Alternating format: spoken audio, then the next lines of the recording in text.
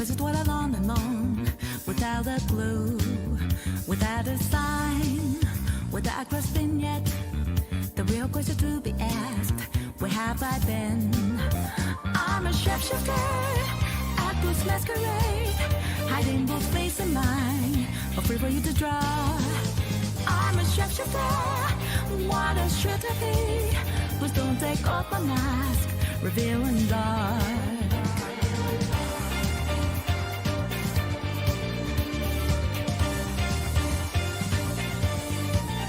Moments of calm, nothing to be found.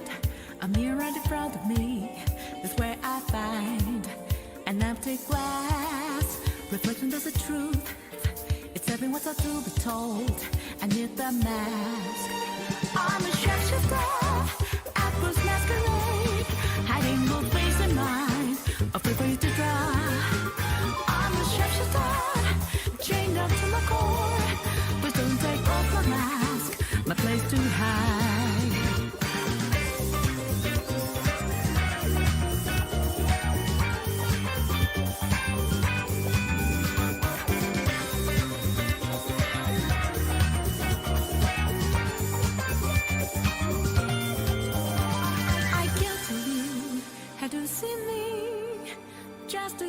Once, there's nothing inside. When it always me, burning down the walls, is that a way for me to break? I'm a shapeshifter at Booth's masquerade, hiding both face and mind, afraid for you to draw.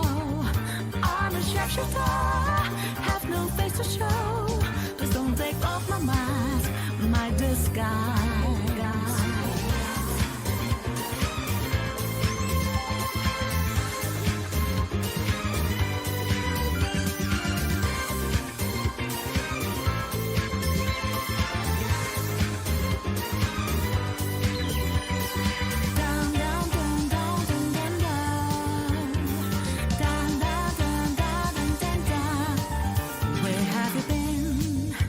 Searching all along, give us dwell along and long, without a clue, without a sign, without a grasping yet. The real question to be asked, where have I been? I'm a shapeshifter at Booth's masquerade, hiding both face and mind, afraid for you to draw. I'm a shapeshifter, what a should I be? Please don't take off my mask, revealing dark.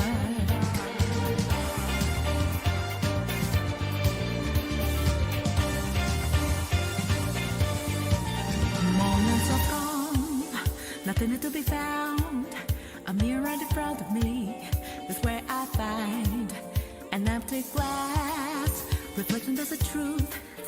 It's every what's out to be told. I need the mask. I'm a shapeshifter at Booth's masquerade, hiding both face and mind, afraid for you to draw. I'm a shapeshifter, chained up to my core. Please don't take off my mask, my place to hide.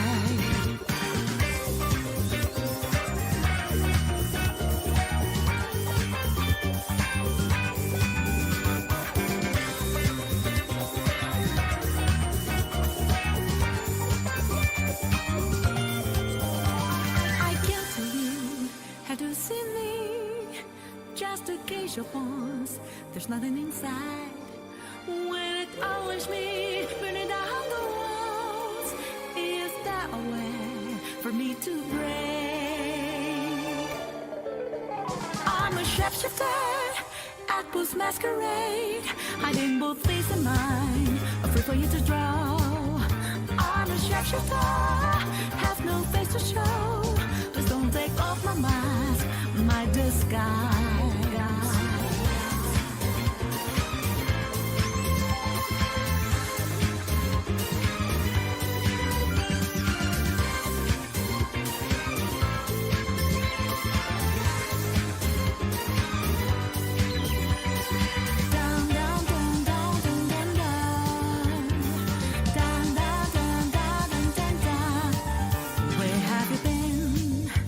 Searching all along, give us what I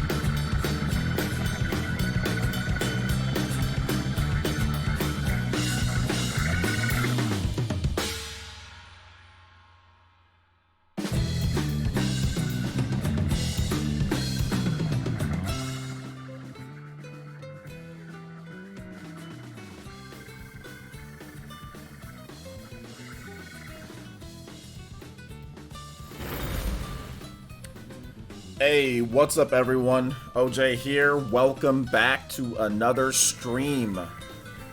Should be fun today. Should have a lot of fun. A lot of fun stuff to talk about. We got a packed day of streaming for you guys, man. OJ Live. Got the PE podcast tonight, which should be entertaining.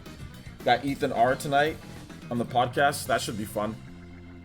Should be a lot of fun. My boy Jordan Fringe is here. What's good, Jordan? Good to see you here. Like always. But yeah, man. What's up to everybody here? Thank you guys so much for joining me today. Today is October 24th. Let's go ahead and hop right into Ninja News. Make sure you guys check out my sponsored video. If you have not done so, make sure you do so. It's about a game called Asphalt 9 Legends. Yeah, Asphalt 9 Legends. It's a free-to-play racing game that is essentially like a spiritual successor to like Burnout, man. It's a pretty cool racing game, I'll be honest. And for free to play, I'm not like a huge fan of free to play games. But when the guys from Gameloft reached out to me, I was like, sure, you're gonna do a sponsored video. Yeah, let me check it out. It's free to play. Okay. And I played it. I'll play the hell out of that game. It's actually really good. Like I put a lot of time into that game. So yeah, check out that video if you haven't already done so and enter in for the contest, man. There's a contest going on to where you can win a pretty unique Asphalt 9 Legends Switch case. And also some codes for the game. Get some cool cars and stuff, man. So make sure you guys check out that video. Check out the description. And enter in to win it. Because I don't know how many people are entered in yet. You could have a really good chance of winning it. Because there's like 10 total winners. So in terms of for everything. 1 winner for the case. 9 other winners for DLC codes for the game. So you can get some cool cars and stuff. So yeah, check out the game. It's free to play on the Switch. You can just download it. So yeah, shout outs to the Gameloft dudes. Thank you for the sponsored stuff. So yeah, awesome stuff there. Next up is I had a video on Persona 5 Scramble, the Phantom Strikers, that I already uploaded to the channel. I got my own thoughts out on there. So really, we're going to be talking about what you guys think about the game, kind of going over some of the cool stuff about it. But I really want to hear you guys' thoughts because I didn't really look over too many of the comments. I saw some, but I wasn't replying and everything. So, I'll take the time today to kind of go over that. And other stuff here. Okay, yeah, we still have the mystery stream that I said for before. We're gonna do like a tell you, or we're gonna do something. We're gonna just go ahead and combine that this weekend. We're gonna have some streams for you guys. So if we let's say we hit another 2 Elite Ninja for today, then we'll have another bonus stream. So they'll just stack like I've done before. So we get 2 new Elite Ninja. You guys will get that bonus stream ASAP. So yeah, make sure you guys Elite Ninja up so you guys can get into my Discord. You guys can play games. We have a Mario Kart 8 Deluxe tournament this weekend. Prize tournament. So if you want to get in on that, make sure you Elite Ninja up as well. Tier 2 on Patreon too. Tier 2 or Twitch Prime. Anything else Ninja News? Yes, tomorrow, I don't know, like I've been kind of waffling back and forth what I want to do. I mean, we can do Italia Ryza for a video tomorrow morning. I can do Dragon Quest. I was thinking about maybe doing a Dragon Quest versus I still haven't done the Dragon Quest versus Ni no Kuni video. Still got to do that, but then I'm thinking, should I do Dragon Quest versus Ni no Kuni or should I do Dragon Quest versus Witcher 3? And I'm thinking Witcher 3 is the more relevant game to do because both of those are like super high effort conversions. One of them is a port. One of them is literally like created for the Switch. Both of them are really good third-party games. So I was thinking about doing that, but that'll take me a little bit more time. So I'm thinking about maybe doing Atelier Ryza impressions tomorrow morning, and then maybe that's Dragon Quest or what should you buy Dragon Quest versus Witcher 3 on Monday. So that should be fun. I gotta play a lot more Witcher 3. Maybe that'll be one of the bonus streams that we do this weekend. I gotta play more of that game because I do remember it from the Xbox One, but I need to play it on the Switch and just see how it is on the Switch, man. All right, so let's see here. Any other things? No, I think that's it. We are probably gonna have a little bit less viewers today, guys. I'm sorry about that. Usually it's really hype when we have like 200 something, 300 people in here like we did yesterday. But unfortunately, we got way better topics.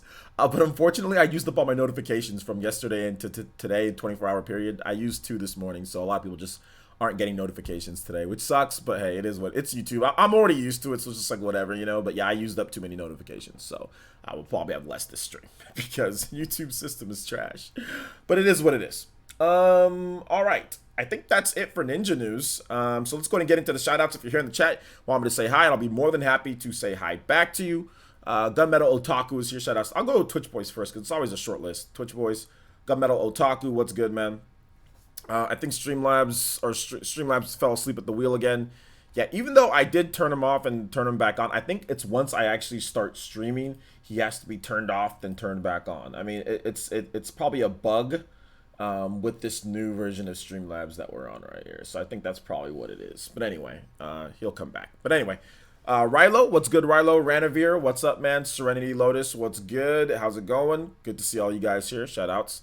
NBA Med, what's up, man? Dior Wilson, what's good? Alonzo Vine, shout outs. All the Elite Ninja, you guys know who you are. Shout outs. Blue Phoenix, what's up, man? We'll talk about that in just a bit. Nintendo Nerd, what's up, Nintendo Nerd? Bro, you can't, you're a Nintendo nerd and you don't got a Nintendo profile pic? Let's go, man. Come on. Come on, let's go. Let's go. Got to get that Nintendo profile pic. Let's see here. J2 Boost says maybe more people coming later. Yeah, more people will come in, but like the topics with today's topics, it should have been like 100 something people in here normally, but like I said, I'm not worried about the viewers. Like the viewers are fine. Like the fact that I even have more than 10 viewers is I'm happy. You know what I'm saying? Or the fact that I can even get like 20 or 30 viewers. I mean, you guys don't understand how hard it is to get a viewer base. Like it's actually legit hard. Like people see like like Ninja and they see Shroud now going over to Mixer and they see all these people getting thousands of views and think, oh, well, yeah, it's easy for people. You know what I'm saying? Look at how many views. Dude, it's hard even getting freaking 15 to 20 people to watch consistently. So 70, 80, 90, 100, I'm okay. You know what I'm saying? I'm good. I ain't complaining. You know, I ain't complaining. Mr. Lacey, what's good, Mr. Lacey? Shout out to Elite Ninja, Mr. Lacey. Round Table. Dawson, what's up, man? How's it going, Dawson? Angel Page, what's good? Jonathan B, what's up, Jonathan B? Yo, Fairy Tiger, it's late there. Sorry that I started up late, man. Sorry about that. Good to see you here, like always. Shout out to Co-Captain of the Viking Nation, Fairy Tiger.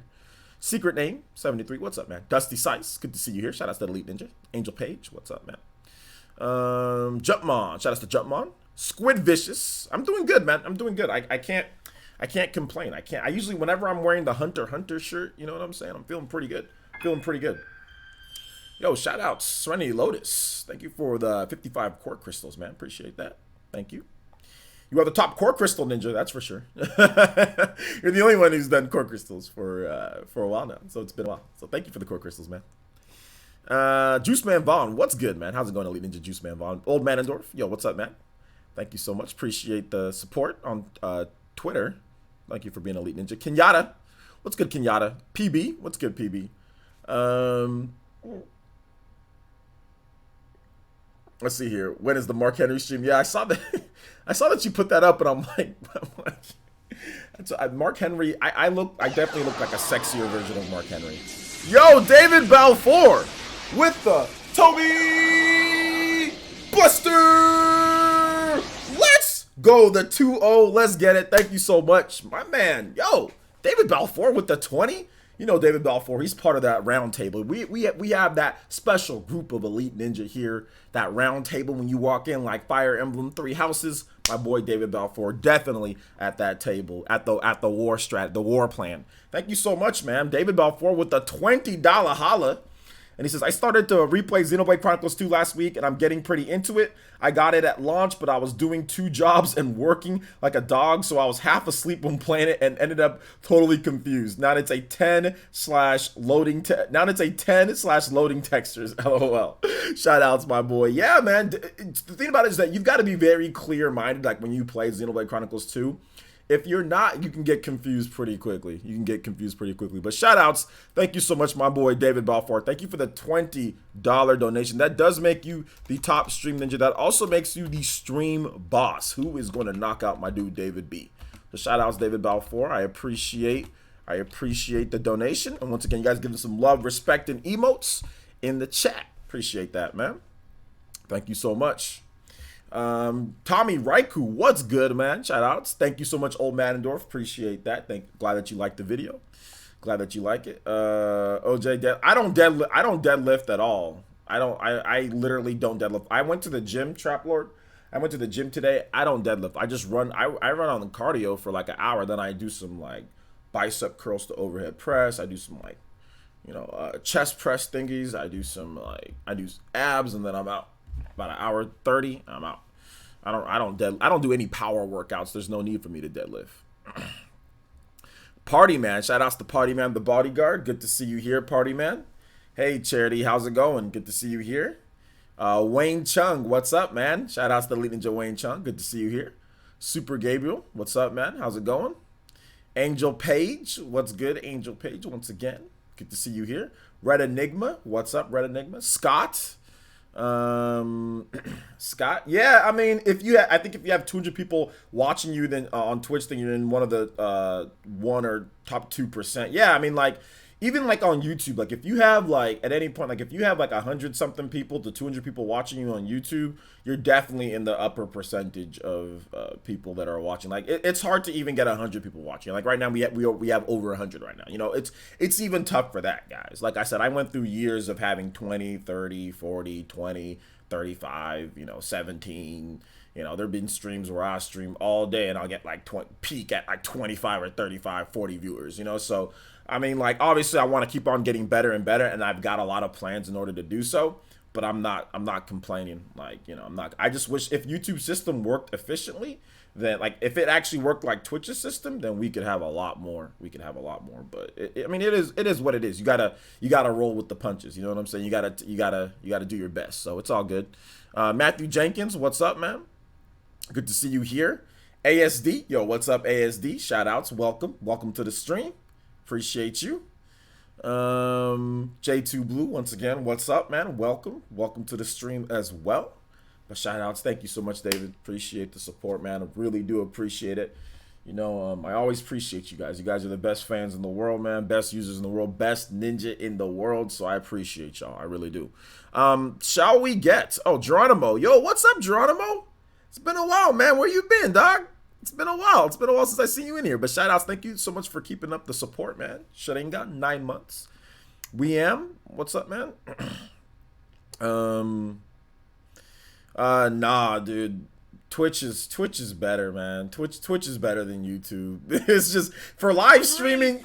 Twitch is better than YouTube. It's not even close. The thing about it is that Twitch will even recommend your channel more like than YouTube. Twitch does a better job. Twitch is just it's just overall better.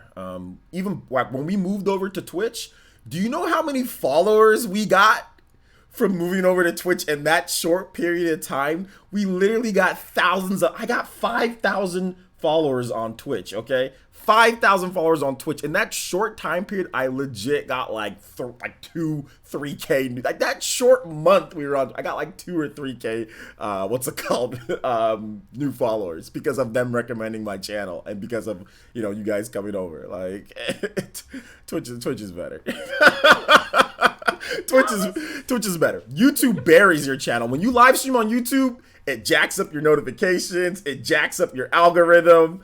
It's the same reason why you see a lot of guys, like, for example, like MatPat. What did he do? He made 2 channels because he saw that his freaking channel was getting jacked up, so he made GT Live, and then he also made the Game Thirst. He used to stream on just his regular channel, but he noticed, oh snap, I'm getting jacked up from having these long live streams on my channel. Better make a second channel for live streaming.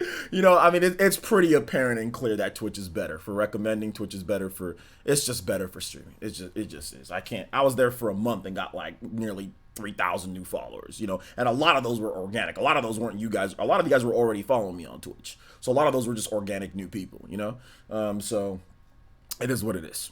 Anyway, shout outs to David Balfour once again.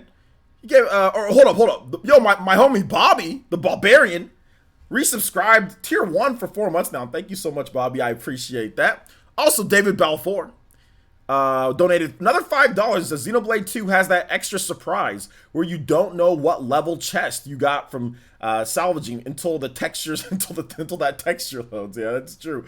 I don't know. I don't really have any problem with textures loading on the chest. I know, like for some like the areas and stuff, yeah, but not on the chest for me. So I don't know what's going on, man. I don't know what's going on there. But shout outs.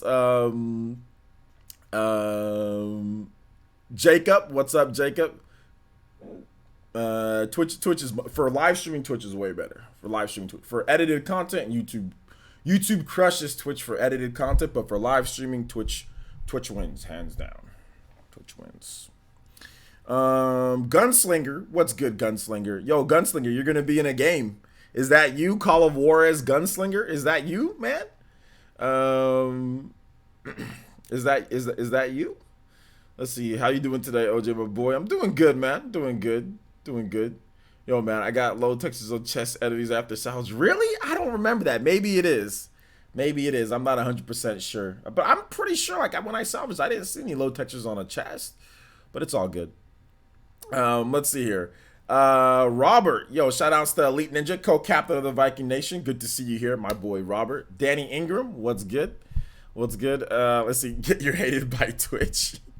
Nah, you're not hated, bro. You just basically it's just like it's not that. It's just they're both. It's hard to grow on any platform, man. Like YouTube, but like Twitch notifications actually work. Like, I mean, like you got to start with notifying the people that actually are following your chat. Like YouTube notifications legit don't work at times. Like legit documented. Like Jordan Fringe is here. He can tell you all about it. Legit. Like if you do too many videos or too much notifications, they'll just stop. If there's a certain percentage of people who don't click on your video, a certain percentage, it won't send notifications to the next batch of your subscribers. This is just facts, guys. Like this is facts. Like Twitch doesn't do that garbage. You know what I'm saying? Like Twitch just anybody who's got notifications enabled, you'll get the notification. I can stream 15 times in one day if your notifications are enabled. They're enabled on Twitch. YouTube will suppress it. This is just facts, guys. It's just facts. I mean, I can't sit here and tell you any other way. I know a lot of you guys don't know about this stuff because you guys aren't content creators like that. You guys aren't in it as deep as I am, but this is just stuff that's facts, man. No, you good, Jory. It's all good, man. Matt Inside, what's up, Matt Inside? Good to see you here. Yeah, competition. There's a lot of good YouTubers, a lot of good Twitch streamers that don't get, recognition, that don't get the credit today. Yo, Jonathan B says, yeah, I didn't get a notification for the stream today from YouTube. There you go. Like, there it is in action. Some people will get it, some people won't. Victor two-time, what's up, man? Thank you so much for coming out to the stream. I appreciate the support as well. Hopefully those, David, but thank you for another 5, man. Hopefully those textures start loading for you. We need to put this money into those textures, try to see if we can get them loading quicker. So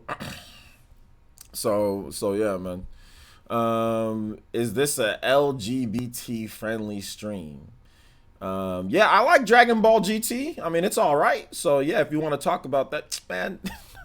Bro, of course it is, man. I don't discriminate against anybody or anything like that, man. If I don't care who you kissing, bro, like, why should I be worried about that, man? Like, I don't care about who you kissing or what you doing in your bed, bro. That ain't none of my business. You know what I'm saying? So, yeah, of course it is. Like, why wouldn't it be? I don't get that. Let's see here. I always get notifications because I watch the vids. Yeah, you do, because if you're always watching my vids and always coming out to the stream and always, doing, watching my content, then you're probably gonna get notifications a lot. It's gonna pop up for you. So yeah. Yo, what's up, the GOAT? What's up, Suzumiya? Dank Meme, what's up, man? How's it going? Yo, Dank, can you put in a oh, never mind. It's Streamlabs is working. Sorry, I thought it wasn't. Never mind, Dank. Forget that I said anything. Or that I was about to say something. But yeah, man, the Boistero, man, if you want to hit us with that follow, bro. I mean, we cool here. We ain't judging anybody on anything, man. I mean, like, why would we? All right, so let's go ahead and let's get into some of these topics here, boys and girls. Call of Juarez Gunslinger. This is a 2013 PS3 and 360 game. I think it was on PC too. It's coming over to the Switch. We have the first trailer too as well. Let's get some information on this, about this game. Gunslinger's here in the chat. He's helping develop this game. He actually took part in it. So Gunslinger, you can also answer any questions that people have.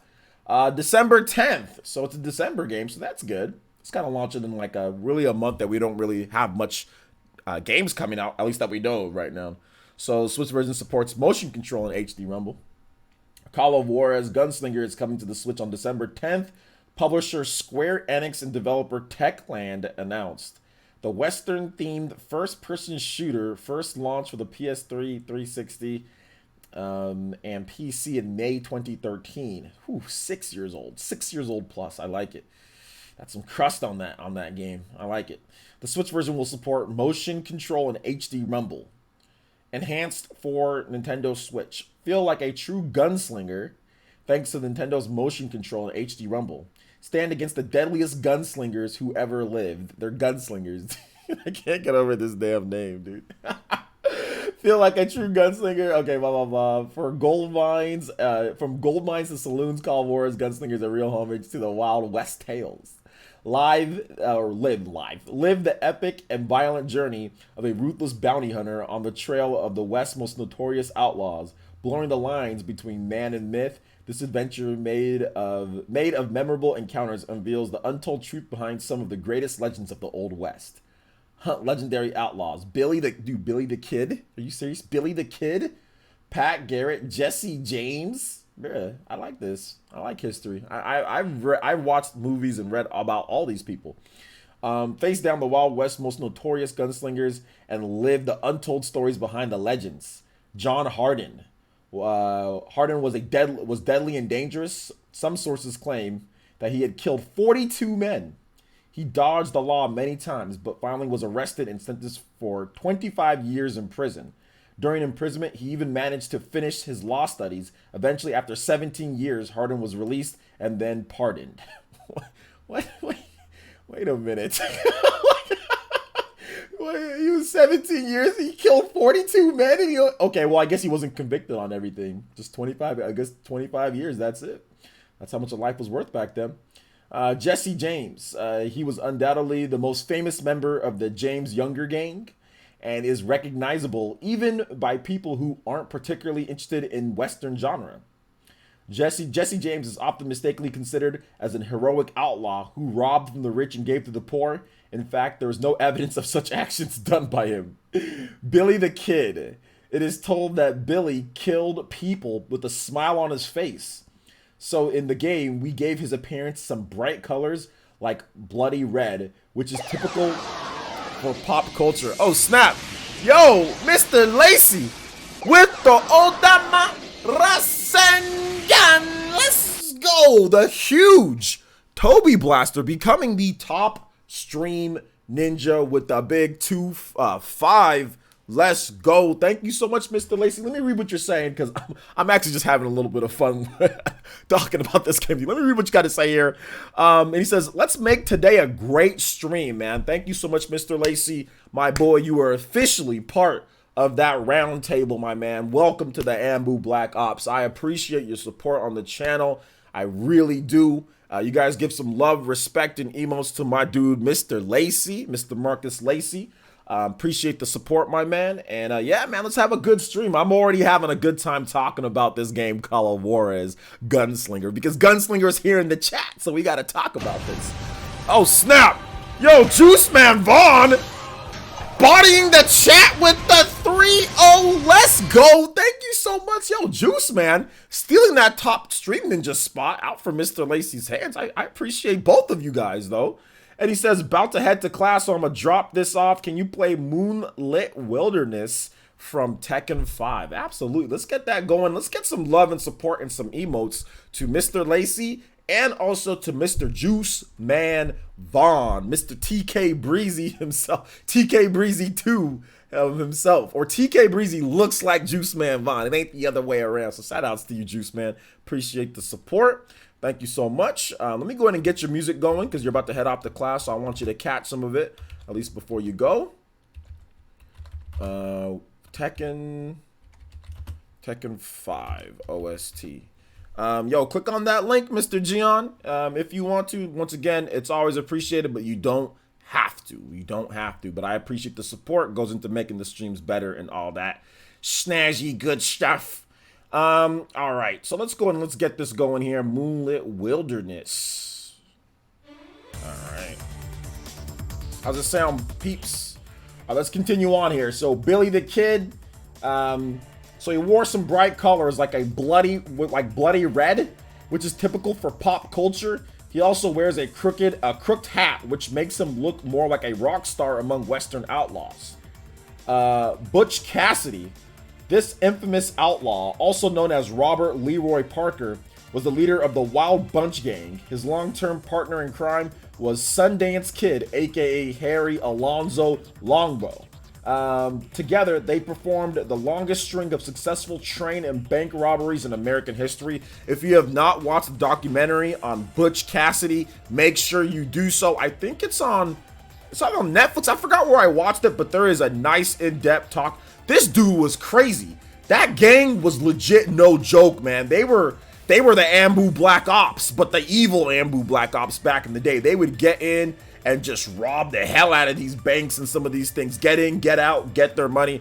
Crazy stuff. Butch Cassidy is one of the craziest, outlaws ever to have lived. So make sure you guys check that out. Butch Cassidy, I've read a lot about him. Become the Wild West finest. Personalize your skills and master your weapons to unleash lethal combos and become the best gunslinger the Wild West has ever seen. Relive the glory of the West. Blaze a trail through the wilderness and stunning landscapes of the Old West and live an epic adventure of the ruthless bounty hunter on a journey made of all-out battles. Jumpmon donated $1 and says, I wonder when we'll get Call of Juarez player essence or Call of Juarez VC. Also play some everyday days from Persona 5. I don't know if we'll ever get that, but all right, let's watch this trailer. Thanks for the $1 donation, Jumpmon. I appreciate that, homie. All right, let's see. Jesse James, Old Man Clayton, Billy the Kid. Yeah, I've met a few legends.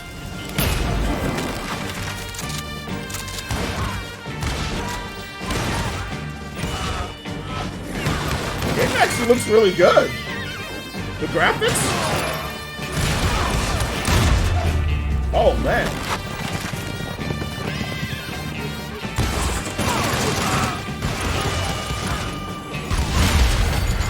Call of Juarez, Gunslinger. Coming to y'all Nintendo Switch folks. Call of Juarez, Gunslinger. Coming to y'all Nintendo Switch folks. I like it. I'll probably check it out. I don't know how much it's gonna cost. Maybe like $29.99, $39.99, maybe. I'm not really sure, but it looks cool. It reminds me of like Gun, and it reminds me of like those old like West games that came out back like in the mid 2000s and stuff, but just better looking. Like y'all remember Gun? I remember Gun. That game was kind of cool. All right. I can dig it, OJ. That voice, yeah, I can dig it. I mean, it's cool. It's cool. Okay, we gotta do this real quick. This is probably Juice Man Vaughn. There we go. That's the new stream boss because he did the 30. Okay, so we'll just do that. Just so I can reset the stream boss. Thanks again, Juice Man Vaughn. Appreciate that. Let me go ahead and get your name up here on the top Stream Ninja as well. I just wanted to make sure that your name was the stream boss there because like it didn't count it because I wasn't on there. Sorry, Juice Man Vaughn. All right. So let's go ahead and let's get this next music going first. Then I'll take you guys' questions and all that on this game. Everyday Days from Persona 5.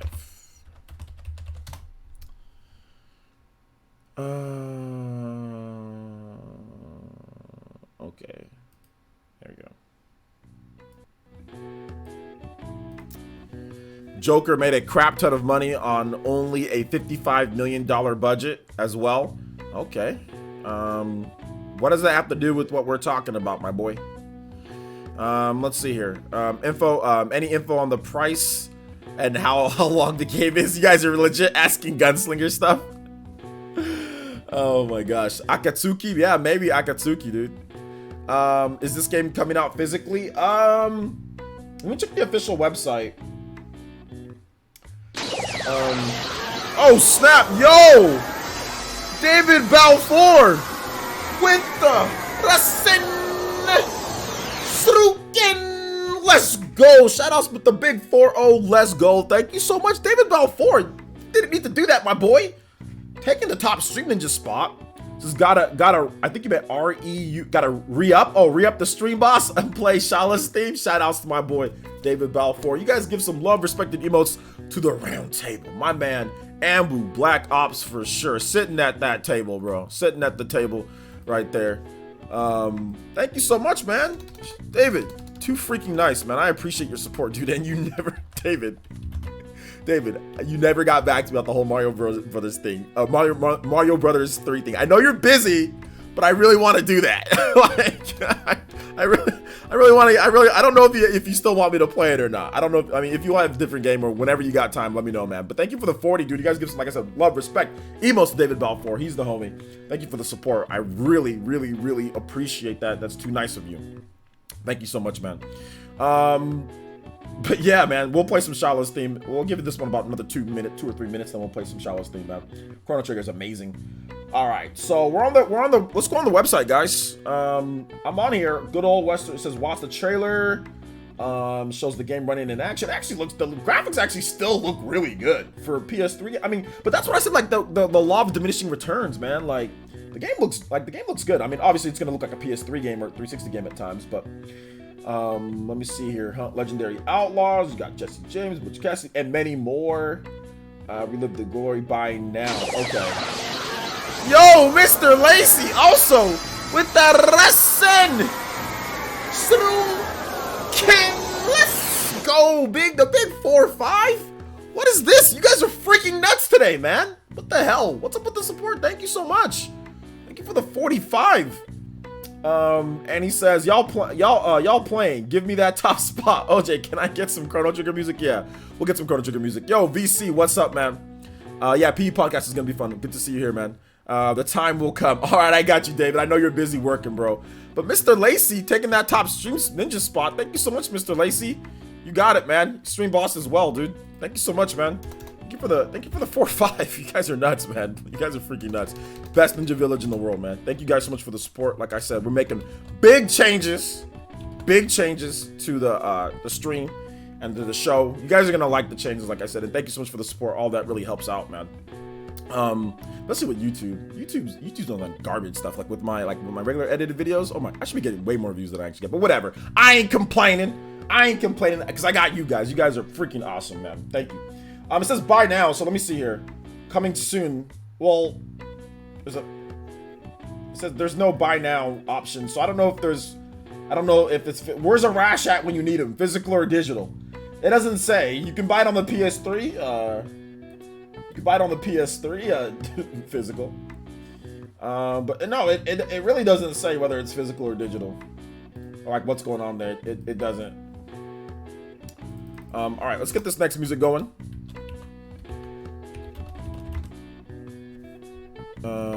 All right, Charlotte's theme, Chrono Trigger.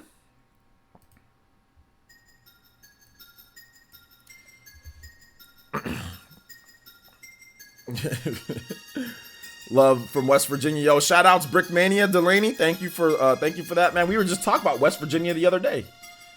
Yo, what's up, Jazzy? We can't see your screen. I know you guys couldn't see the screen. I know you guys, but I was just looking through to see if it was like, there was nothing there though. It was just the regular website, the same website that they've had for a long time. But there was no. These are the same people who made Dying Light Techland. So they made Dying Light 2, Dying Light Bad Blood, God's Trigger. So they made all those games. So yeah, they're the same people. So yeah, I mean, I don't know. I think people would have preferred Dying Light, but maybe they just said let's get Call of Juarez Gunslinger out because it's easier to do. So pretty cool. I mean, I'm actually somewhat looking for it. I'll check it out. I mean, I got Witcher, I got Vampire, I got a bunch of games that these developers are giving me, so I'll check it out for sure. I'll check it out. So yeah, man. Yeah, this theme is absolutely awesome. No, Urash is awesome. Dead Island as well. Did they make Dead Island? It's not on their website, so I don't think Techland makes Dead Island. I think Dying Light and Dead Island are just very similar to each other, like in aesthetics. But no, they didn't make it because then it would be on their website, and that game is not on their website. So wait, hold up, no, never mind. Let me say explore all games. Dying Light. They made Farming. Yeah, no, they made Pure Farming 2018. God's Trigger. Call of Juarez, Dying Light, Bad Blood, which seems like DLC, Dying Light, Good Night, Good Luck, and then Dying Light 2. So that's all that's on their website. So I don't think they made anything else. They might have, but it's not on their website. So, stop it, Travis White. Stop it. Let's see here. Let's see here. So, Gunslinger, man. I think they did. Did they? Did Techland? Okay, so Techland also made that. I don't know why it's not on their website then. Yeah, they did. Okay, yeah, you're right.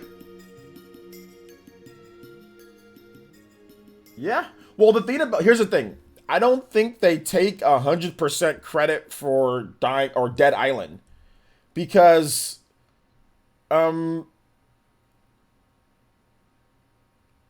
they didn't stick with it. What it says here is that it was made Techland Publishing, Jaeger Development, Sumo Digital, Deep Silver, Dam Buster Studios, Crytek UK, and Fat Shark. This game had Dead Island seemed to have had some trouble. So yeah, they're not taking credit for this game. Like, they're not taking 100% credit. There's also Polish developer Techland, which created the first Dead Island, is making another open world first person zombie game, but it isn't called according to Techland, the designer. Okay, the developer didn't stick with Dead Island because of the relationship with the publisher Deep Silver. So I think maybe they did make it, but they don't want anything to do. They disowned this game, so they had a problem with Deep Silver, and maybe they did help make the first game, or they helped out with the game, but they don't care to talk about it, or they don't, they had an issue with Deep Silver. So there you go. I wonder if the game is Xbox One backwards compatible. I have no idea. Shout outs to Axel Beats. Thank you so much, man. Appreciate the support. Welcome to the Elite Ninja Village. Thank you for subscribing. Appreciate you. Let's see here. Let me get some more Chrono Trigger music. Let me get some more Chrono Trigger music going here. Let's see. Chrono Trigger.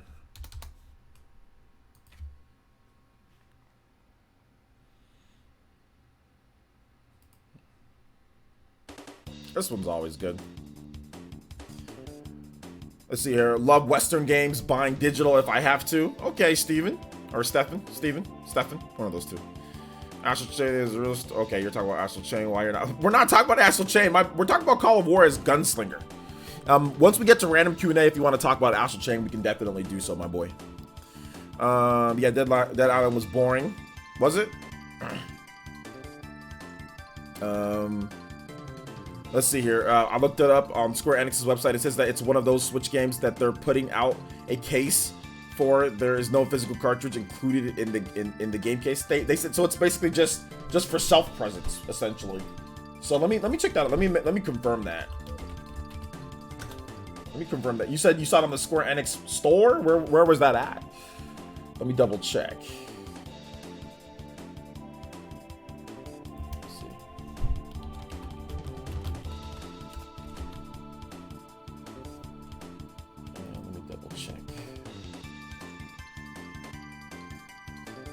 So does Call of Juarez have multiplayer component? I don't think so. They would have stated that it does. Jai Jumunyor, I probably said that name. Junimore. Yo, thank you for the tier 1, man. Appreciate that. 4 months. Currently on a 4-month streak. Thank you so much for the subscription on Twitch. Appreciate that. Welcome to the Fire. Welcome back to the Fire Nation, my boy. Welcome back. Thank you for that. I appreciate you guys. It's $20 for the game. Yeah. Yep. You're right. You're 100% right. So let's go ahead and you guys can see it right here. It's a $20 game. So at least the pricing's good. But there's gonna be a box. Like, so you'll be able to get a box if you want a box, like at the store, for your shelf. But there's no actual Switch cartridge in there, and they put that in there. It's a code redeemable on the shop. So that's very clear on that. But there will be a box, I guess, apparently. Maybe. Probably. They say, yeah, no physical game inside. Yeah, so there's going to be a box. Yeah, that sucks. I'd rather have a cartridge. But obviously, this is a cheap, cheap 2013 game. They're not really expecting much from this game. But yeah, I mean, it is what it is. I like physical games, but if it's going to be digital only, I'll still, like I said, I'll probably get a review code for it. I'll still check it out. But if you don't want to buy it because there's no physical, I can understand that too. Oh snap, yo! David Balfour with the grenade gun! unlocked. Yo, David Balfour with the big 5-0. Let's go. Thank you so much, David Balfour, taking that top Stream Ninja spot with the 50. And he says, top stream boss re-up. Please play Chrono Trigger Garden of God. Not only is David Balfour part of the round table, Ambu Black Ops, but this man out here blessing us with Chrono Trigger music. Let's go. Thank you so much, David Balfour. You guys give some love, respect, and some freaking emotes, some sharingans to my dude David Balfour, supporting the stream big time today. Thank you so much. I appreciate that. And for all the people that are supporting, thank you guys so much. I really do. Honestly, from the bottom of my freaking heart, I really do appreciate it. And I'm going to keep on busting my butt to get you guys awesome videos and more streams and better streams. So thank you so much, man. I appreciate you guys. We don't play games on the podcast, Travis, right? That's never been something that we're not playing games on the podcast. We're going to talk about games. So look out. Once the podcast comes, you'll know all the topics and all that once the podcast is going. It's not a random Q&A, guys, so hold on to your questions towards the end, my boy, or at least get a profile picture if you're just going to ask me random questions. Like, it's got to be the bare minimum. The bare minimum. At least get a profile picture. Oh my gosh. You're basically paying $20 for a box, or if you just buy the game digitally, you're not. It's just you're paying 20 bucks for the game, not for the box. The game's gonna be $20 digitally too. It's gonna be the same price. So yeah. Yo, Dustin G with the tier 2. Let's go. Thank you so much. Appreciate that tier 2 on Twitch. Let's go, man. Appreciate that. Thank you so much. Appreciate it. Thank you for the tier 2, man. Thank you so much. Yo, you guys, crazy support today, man. I appreciate y'all. Thank you, man. What's up, man? How's it going, Ashy? They said Ashy Cardboard. What's up, man? How's it going? Ashy Cardboard. We're gonna get some Chrono music going on here. Welcome to the Chrono Trigger stream. Let's see here. I have the best profile picture ever. You actually don't. Says what a burn. I wasn't trying to burn you real bad, bro. I'm just saying, man. You're gonna ask some random questions. Man, you gotta at least get a profile picture. It's just my style, man. Just my style. Let's see, Elmo. You get the game with the box. Bro, they just give you the box. There's no game in there, dude. There's no game. You just get the box, dude, for 20. The box looks good though. I do like the box art. The box art looks really good. I like the box art. So I can vibe with the box art. You know? I can vibe with it. Oh, you guys, you damn millennials need to stop, is that Rickroll. Stop it, you damn millennials. Alright, so let's move on to the next topic here, boys and girls. Persona 5 Scramble looking a lot better than people thought it would look. You know, because, I mean, I kind of told you guys that this game is going to be a lot better.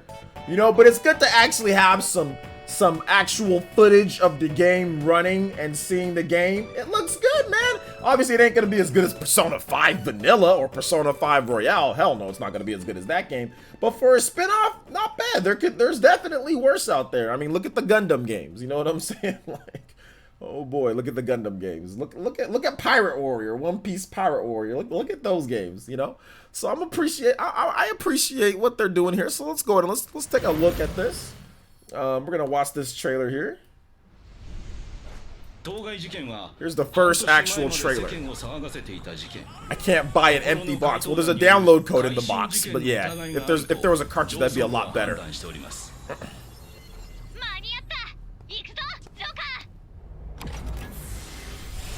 The game is actually, it's in Japanese, so it doesn't matter in terms of like the voicing. But like the game is actually, it takes place after Persona 5. So you probably want to at least know what happens at the end of Persona 5, because it does take place after Persona 5. So it looks like the story's canon, guys. Unlike like Hyrule Warriors, this is actually a canon story. This is Persona 5 Scramble. the Phantom Strikers.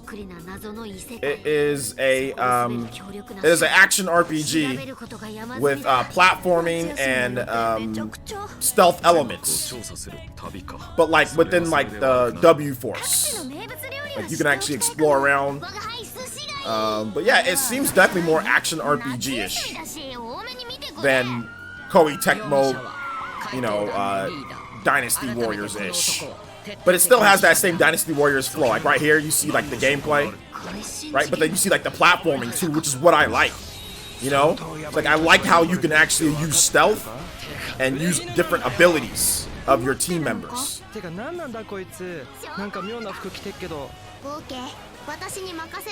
then they're gonna show some more platforming next coming up here. It's like right there, it's like some 2D platforming there as well. Oh yeah, there's gonna be an English version. You've never played Persona? There's gonna be it's gonna come to the US too. But there's only a Japanese trailer though. There's only a Japanese trailer. Yo, what's up, Arash? So yeah, a lot of people were surprised when they saw this trailer, like, oh snap, this actually looks pretty good. So yeah. Once again, this is Persona 5 Scramble, the Phantom Strikers.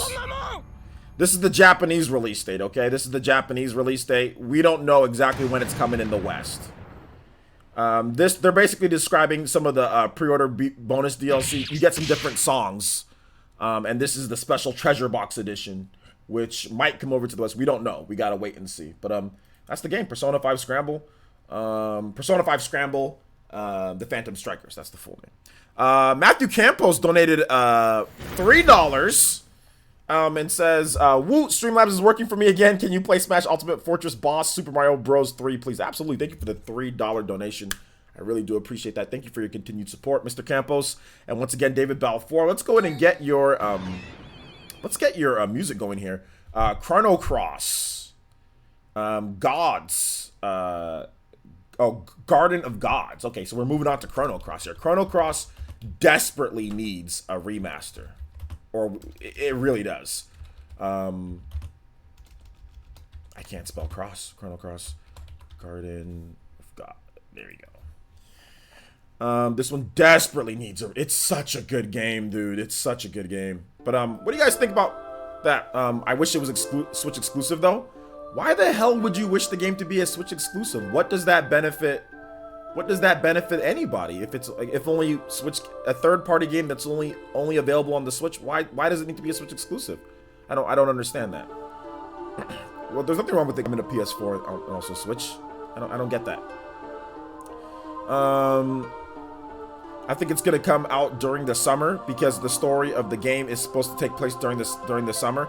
I know, but it comes out during the winter in Japan, right? So it comes out February. So I mean, like, I guess so they're only playing the whole summer angle for the US. But I mean, in my video I said it's gonna come out 6 to 8 months after the Western release. So I guess maybe summer, or it could be fall. I'm not 100% sure.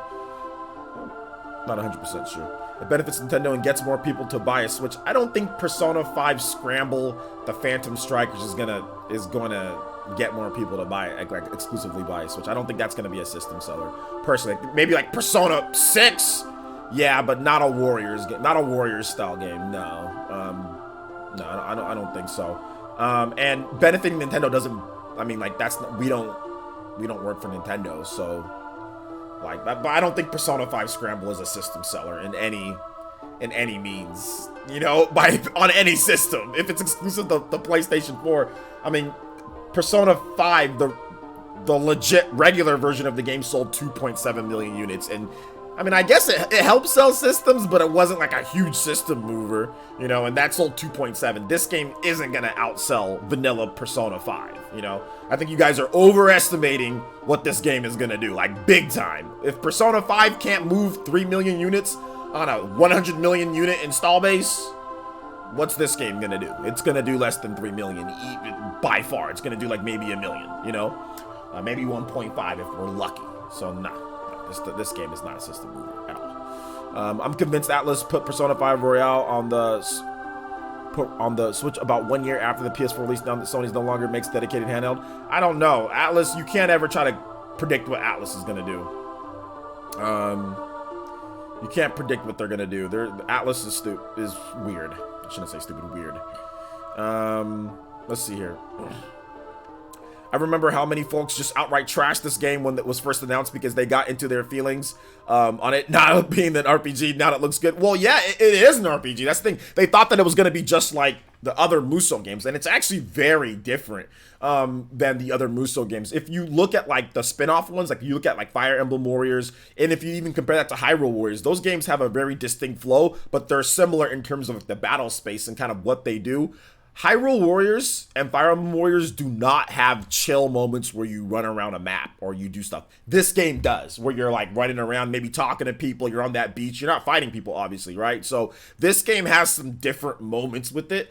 Those games also don't incorporate stealth at all, right? Fire Emblem incorporates tactics from the game, and Hyrule Warriors doesn't really, I mean, it incorporates some of the puzzles, maybe a little bit of puzzle stuff, like with the bombs and being able to find some areas, but not really. But this game, Persona 5 Scramble is actually incorporating more elements of the Persona games than maybe we originally thought, you know? The stealth stuff, but also like the platforming stuff, that's actually part of Persona 5 Royale. So they incorporated some of the stuff from Persona 5 Royale into this game, which is pretty cool, right? Where Joker actually has like his grappling hook, right?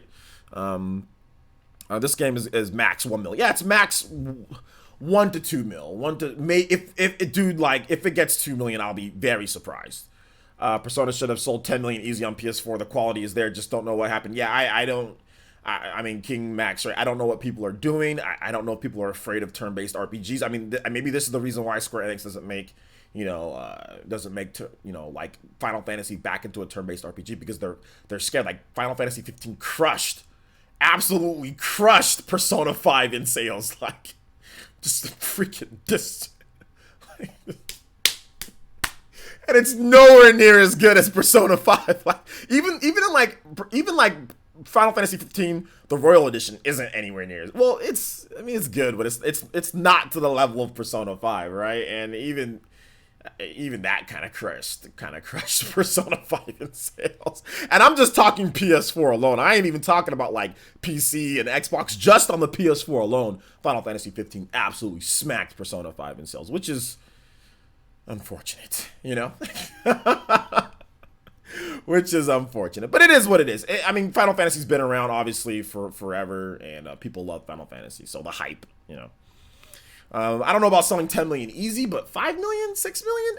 5 million absolutely. Like 5 mil absolutely. If freaking Mario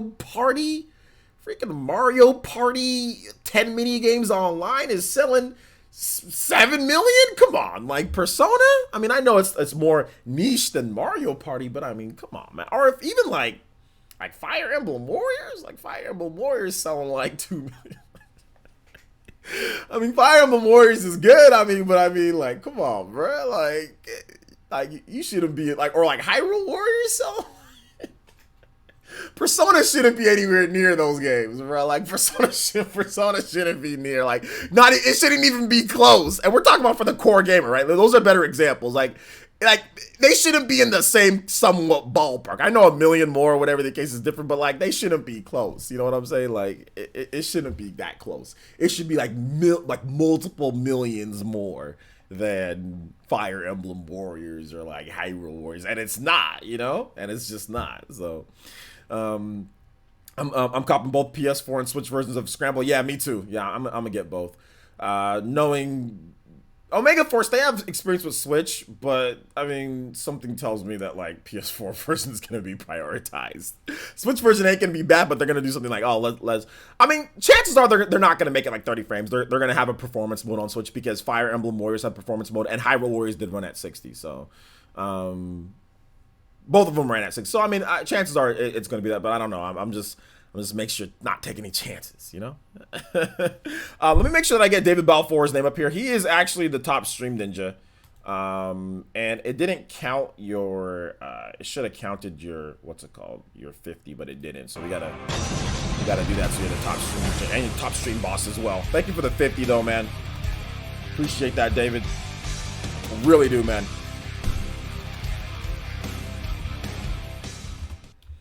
David B with the 50. So let me know what you guys think, man. And before Persona 5 Scramble sells more than Persona 5. If Persona 5 Scramble sold more than Persona 5, there's trouble. But I don't know, if you count the Royale's going to sell really well. The Royale's going to tack on another like 1.5 to 2 million probably. So overall, Persona 5 is going to sell really well. Atlas made their money, you know? I've never played any Persona, but with the Switch being my main console, this will be my first introduction to it. Do you think it will, if this does well, we will get the mainline games? I don't know. I don't think so. I don't think this game has any bearing on whether we get the mainline games or not. Atlas already knows that Persona would sell on Switch. They have a deal with Sony. They've had a deal with Sony. And it really, it depends on, it depends on that deal. Is that going to be for Persona 6? Is it going to extend? You know, that's kind of what's going on here, man. It's just that they have a deal. So that's really what it comes down to. Is that deal still in effect? Is it going to extend to Persona 6? What's going to happen with it, you know? And there is no remakes of Persona. Like, there is no HD versions of older Persona games. There's zero, not even on PS4. So, you know. It is what it is, you know? Dooney with the subscription 9 minutes ago. Thank you so much, Dooney. Appreciate that. P5 Scramble might be my favorite Warrior style game. I think it has a very good opportunity to be the best Warrior style game. Absolutely. My favorite Warrior style game is probably Hyrule Warriors Definitive Edition. That one's probably my favorite. Fire Emblem Warriors is really good too, though. That one's really good. I like Fire Emblem Warriors. Maybe I might like Fire Emblem Warriors a little bit more because of the music, the remixes of the music. So in my heart, maybe. But the gameplay wise, I think that Hyrule Warriors is really good. So, did they say anything concerning the length of both R and Scrambled? Yeah, Persona 5 R or Royale. That's gonna be 100 hours. 100 hours for that game. They said 100 plus hours, because you get the original game. You can spend 100 hours in the original game, and there's gonna be that extra content. I think they estimate around 60 to 80 hours for a regular playthrough of Persona 5 normal, so they're tacking on about 20 hours of content, because I think they said about 80 hours for Persona 5, I think, vanilla Persona 5. So Royale gives you about 20 more hours of content, you know. So that's what they're estimating, but I'm pretty sure you can spend probably, like, you know, more than 100 hours in the game. So yeah. In terms of Persona, in terms of Scramble, no. But if you've played Warriors games, they always have, like, Warriors games always have, like, crazy amounts of content and replay value. Like, you can always spend, like, literally, like, hundreds of hours in Warriors games if you really want to get, like, everything. Be More Kumu says, I'm still a huge fan of Fire Emblem Warriors with over 300 hours, so some huge shoes to fill for Persona 5 Scramble to have me enjoy it. By the way, Keita is the best character in the game. All right, nice. I don't like Dynasty Warriors type of games, so this Persona 5S does not, or Persona 5 Scramble does not appeal to you. All right, well, there you go. Any other thoughts on this game, guys? Before we move on to The Last of Us 2. Before we move on to what happened there. I like Dragon Quest Heroes. Yeah, if you like Dragon Quest Heroes, then you'll probably like this game. If you like Dragon Quest Heroes. Especially if you like Dragon Quest Heroes 2, then you'll probably like this game. Persona 5S could sell more than OG Persona 5 because it's available for 2 consoles, and Japan fiends for Muso game on the go.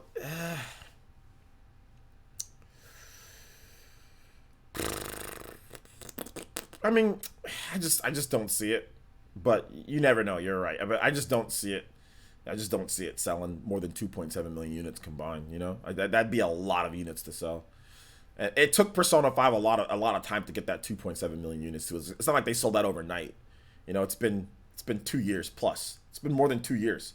We're going on 3 years. In April of next year, it'll be 3 years. So it's like 2.5 years since Persona 5, you know, launched vanilla, and they're at 2.7. So. And that's like $20 as well. So, I mean, like, I don't see it, but hey, you never know. I don't think that there's been any Muso game branch off that has sold more than the mainline game, with maybe the exception of, like, One Piece games, because One Piece games aren't, I guess they're not, I mean, they're fun if you like the game, I guess, but, like, Pirate Warrior games apparently sell better than, like, vanilla One Piece games, but vanilla One Piece games are like One Piece Unlimited World Red. if you're even gonna call that a vanilla. I don't even know what the hell a vanilla One Piece game is. One Piece World Seeker, you know, those games, but that game's not very good. The Pirate Warrior games are better, so I think the One Piece Pirate Warrior games sell better than the actual mainline One Piece games, but pretty much everything else, and like the Gundam games, but I mean, I don't know what the hell's up with Gundam, but if you're talking about the actual, like, real series like Persona and Fire Emblem and, you know, and Zelda, obviously the spin-off Musou style games don't sell better than the vanilla games. So I'd be surprised if it did, because we just don't see it, you know. Rip, spent 230 hours and I still didn't beat the vanilla game. Feels bad. How did you spend 230 hours in Persona 5 and didn't beat the game? That doesn't even make sense. What are you doing? Just go beat the game. How have any other Warriors games even sold that much? Yeah, Fire Emblem Warriors and Hyrule Warriors both sold more than 1 million units. The last time that we heard, but that was a while ago. Like, we heard 6 months after Fire Emblem Warriors came out, because yeah, the game came out in October, and I think by March, the end of the fiscal year for Koei Tecmo, they announced that game sold 1 million units. So that game sold 1 million really quickly. Pretty quickly it sold 1 million. So I don't know where it's at now. I mean, it could be at 1.5, it could be at 2 million. I don't know where it's at, but it sold really well. It sold good for that spin-off Musou game. I mean, it sold good. Hyrule Warriors, same thing. That game sold, I remember that sold like 1.5 or 1.6 million on the Wii U. You know, like on the Wii U it sold that much. And I think on the Switch, they haven't given us an update, but I'm pretty sure, from what I understand, it's over 1 million on the Switch. Hyrule Warriors Definitive Edition. If you count Hyrule Warriors Legends, which is the 3DS game, if you count all the versions of Hyrule Warriors, because basically Definitive Edition is just, it's the same Wii U game, but better, a little bit better resolution, 1080p, 60 frames per second, and then all the content, they took the battle system from Legends on the 3DS and put that on the on the Switch version.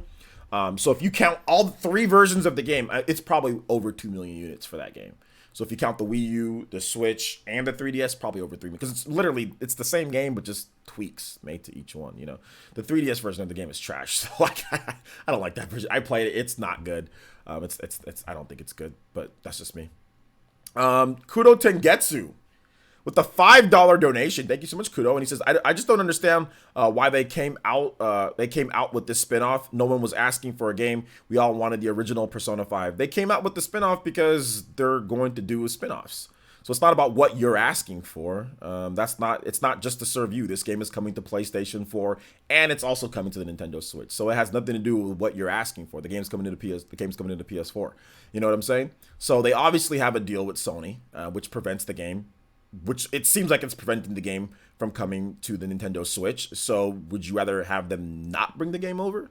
Because I think it's pretty clear at this point that there's some type of deal that's keeping Persona exclusive, mainline Persona exclusive to Sony systems. So I don't understand I don't understand what I don't know what the problem is, but I don't understand what you're saying here. It's pretty clear. It's pretty clear there's a deal in place. There's a big deal in place.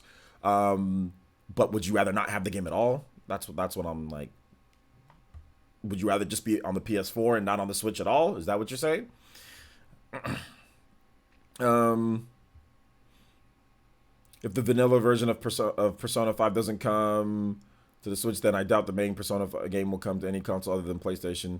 No, that's a silly statement to make, because what's stopping vanilla Persona 5 coming over to the Switch is that means that there's a deal in place.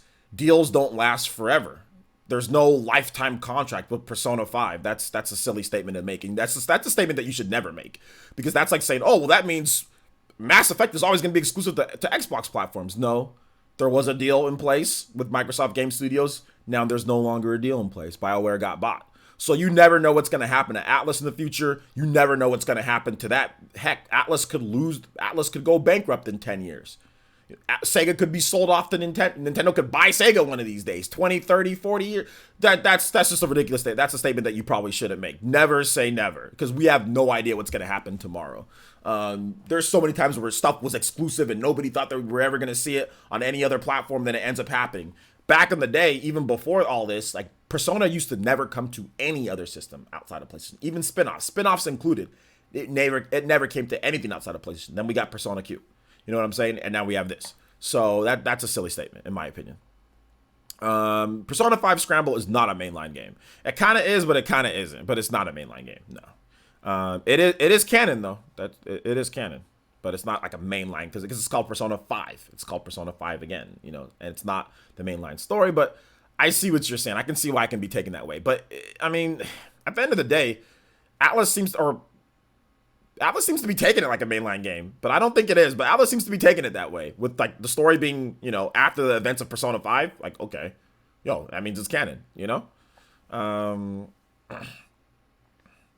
Don't forget about Persona 4 Arena coming to the Xbox 360. Yeah, Persona 4 Arena did come to the Xbox 360. Spin-off game, but did come to the Xbox 360.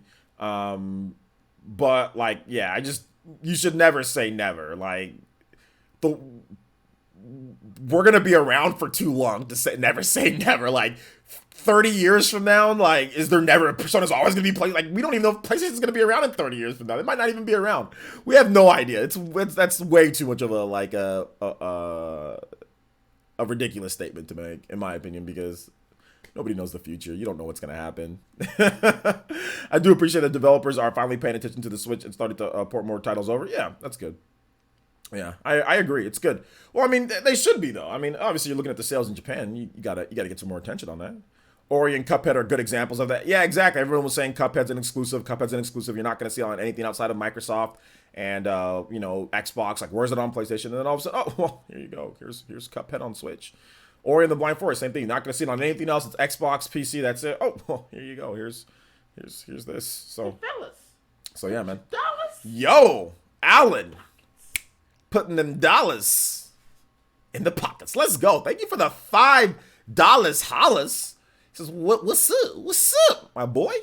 Shout outs to the boys up north. I appreciate y'all. Was Persona 5 Arena exclusive to the Xbox 360? No, it was on PS3 too. They are slowly inching away from Sony exclusivity, in my opinion, but I guess they don't like the moolah. Well, no, it's not that they don't like it. They're just poorly operated, and Atlas did put out a survey saying, like, would you like to see Persona 6 like on multiple platforms? So it's not, I mean, if they had an ironclad exclusivity deal, they wouldn't put out a, you know, like, if it was never going to happen, they wouldn't put out that. But honestly, the best thing for the Persona series, in my opinion, is to not be exclusive. Unless Sony is offering them so much money, you're limiting your potential expeditiously. You know what I'm saying? Exponentially, you are limiting your potential by having it only on PlayStation. That's just my opinion. However, if they're getting paid a lot of money in order to, you know, have it exclusive, then that's what it is. It's like, you know, today Mixer announced that, you know, Shroud is now exclusively streaming on Mixer. They wanted exclusive. Obviously, him being on Twitch, he's going to get way more publicity on Twitch. Shroud's not going to get as many viewers on Mixer. You know, like, Shroud's not going to be able to get as much. Mixer doesn't have as much viewers as Twitch. But it was a calculated thing. Mixer's going to pay him. So, therefore, off he goes to Mixer. You know, long-term wise, is Mixer a better option for him? Maybe, maybe not. But he secured whatever bag he wants to get up front. So, that's basically what Atlas is doing. Same thing that Capcom did with Street Fighter. They don't care. Look at Street Fighter 4. Street Fighter 4 sold like 10 million plus copies or something like that. You know, or 9, 10. Look at Street Fighter 5. Street Fighter 5 sold nowhere near. But Sony said, you want some money? They said, sure. Street Fighter is not even relevant. It's like barely relevant anymore, dude. Like, I mean, you got Muso games selling as much as Street Fighter. Like, it's barely relevant. After Street Fighter 4 sold a ton, you know? Street Fighter 5 is sold a fraction of what it sold, but Sony gave them a bunch of money, so they took the money and said, all right, let's go. Speaking of Mixer, how have they been doing numbers-wise since they pulled Ninja over? They've been doing better, but Twitch still crushes them. Let's see here. Shadow King says, we should have had Persona 3 on Shin Megami Tensei Nocturne remasters by now. It just proves how mismanaged Atlas and Sega are. You're right about that. There should be. The thing about it is, like, they're having trouble with HD, like budgeting in HD, because we had remasters or we had re-releases of older Shin Megami Tensei games, and you know, in anything in SD, right? We've had we've had multiple re-releases, right? They re-released Persona 3, they re-released Persona 2, they re-released Persona 1, they re-released Persona 4. They re-released, you know, they're re-releasing Persona 5 too. So they're re-releasing games. They're just not doing a lot of re-releases for HD systems, but they've been doing re-releases for a while. It just, once the HD era hit, they, like, you know, yikes. Let's see here. Kudo Tengetsu says, I disagree, OJ. That's conjecture. No one knows if there's an official deal in place, but everyone has bombarded Atlas with requests for the Switch. No, we do know. Sony said the other day in a article, they said that Persona exclusivity is extremely important to us. So that was an article that was put out there. So if Sony is saying Persona exclusivity is extremely important to us, that means they have secured exclusivity for them, because they wouldn't be saying that unless they were paying them money. You don't just say that just to say it. You say that because you have a deal in place, because you are paying. So no, there is a deal. And once that came out, that was kind of like, okay, yeah. So they said Persona exclusivity is very important to us. Sony literally went on the record and saying that. So yeah, that means that there's a deal in place. So we do know about that. It's not conjecture at all. And Atlas can be bombarded. Thank you for the $5 donation. You didn't have to donate just to say that, but thank you for the $5 donation, and I appreciate the conversation back and forth. But yeah, I mean, it is what it is, man. You know, it is what it is. If they got a deal, they got a deal. So yeah. But thank you for the $5 donation. I do appreciate that. So yeah, let's see here. Matthew Campos donated. I didn't play Matthew Campos' song, did I? I didn't. I need to play it. Let me play your last song, Matthew, before I get into your donation here. He says, my wallet will be wide open for Atlas whenever they bring their JRPGs to the Switch. Tokyo, is it TGS? It said TGS. So TGS included. What's the abbreviation for that? I'm trying to think. I don't think Tokyo Game Show. That's what I was thinking. Let's see. Shin Megami Tensei. It's not that. Oh, Tokyo Mirage Sessions. I'm not sure what that is. Also, can you play Smash Ultimate? Smash Ultimate King Bowser do remix, please? Yeah, absolutely. I can play that for you. Let me get your last track though. Smash Ultimate Fortress Boss. All right, here we go.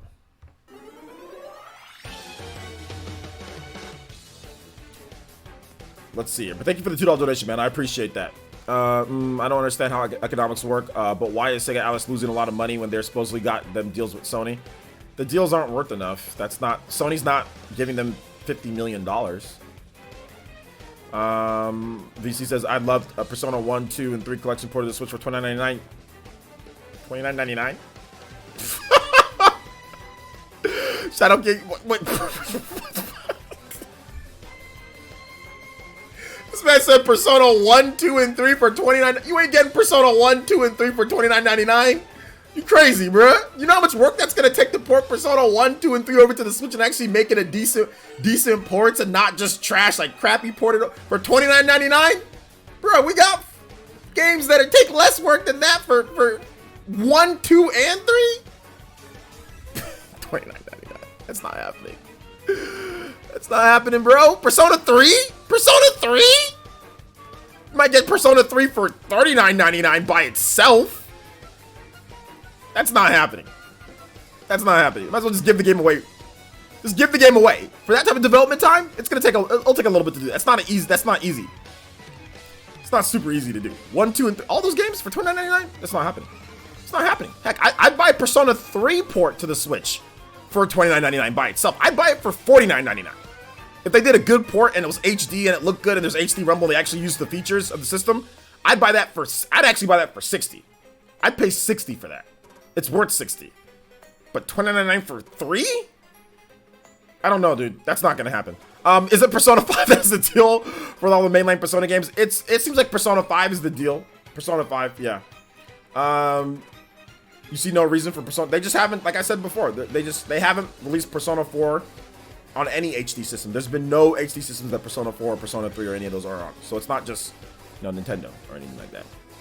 What's going on with Last of Us 2? It got delayed.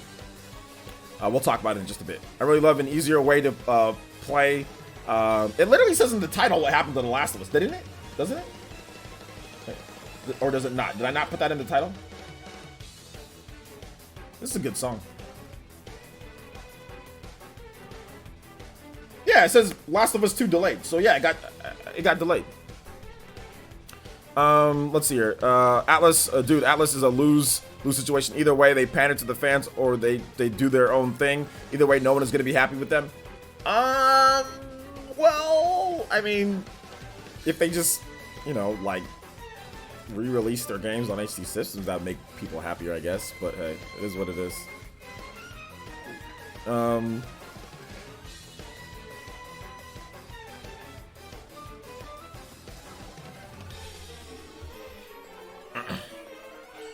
Sam Frugal, what can I say? Well, I'm telling you right now, you're not going to get Persona 1, 2, and 3 on the Switch for $29.99. Unless you want bare bones crap versions of those, crap ports of those games. But you can't pay a development team to port over all those games and then expect a bare bone. They're doing Call of Juarez, a game that's already in HD on PC and 360 and can be fairly easily ported over to the Switch, right? With that PC architecture of Tegra. They're charging $20 for that, and people are like, okay, that's good enough. But you're asking for Persona 1, 2, and 3, which need to be tinkered with, by the way. All right, for $9 more. By the way, those games give you like 3 billion times more content than Call of Juarez, or even other ports like, or even stuff like Hellblade: Senua's Sacrifice. That game was what? That game was $29.99 for that game. I mean, I know it's newer and all, but nowhere near as much content as Persona 3. Persona 3 gives you 100 hours. And if it's like the re-release Persona 3, they add more content into that game, you know? To port all of that over and have decent ports, you're not making any money by charging $29.99. There's no money that you could be losing money per sale. You're not making anything. You know? You gotta pay the developers. That's not easy to do that. They're old. Just because a game is old doesn't mean it's worth less and it's easier to do. If you've got to rework a game, their architecture is different. Remember, there's no HD versions of those games available, like, anywhere. They're still all SD and crap. So, just because a game's newer doesn't mean it costs more to port over. It's actually easier to port over newer games, like than taking like a PS2 game and upgrading it, you know? But hey, it is what it is. Same reason why you don't see 3DS games being ported over. It's a lot harder to do. I mean, we have the Mana Collection for Super Nintendo games for $39.99. Exactly. Those are Super Nintendo games for $39.99. Think about that for a second. And people are like, hell yeah, I'll buy it. You know? Or is it $39.99 on the eShop too? I mean, like, just think about that, guys. Super Nintendo games. They're not even all Super Nintendo games. One of them is a freaking Game Boy game. And they have no upgrades, like no real graphical improvements. It's just the same game, you know? That's $39. And people bought that. People were happy with that. Like, all right, I'll pay that for that. Okay, sure. You know? Whoever said Persona games should be $30 for 3, please eBay search Remake for PSP. They go for at least $60 complete on eBay. Exactly. Hopefully Atlas hasn't forgotten about Shin Megami Tensei 5. LOL, they're looking forward to Tokyo Mirage Sessions. They have different teams, so it's not the same team. Atlas hasn't forgot about it. There's 2 different teams. And yeah, we'll hear about that at some point. What's my favorite Persona? Persona 5. Let me play your next music.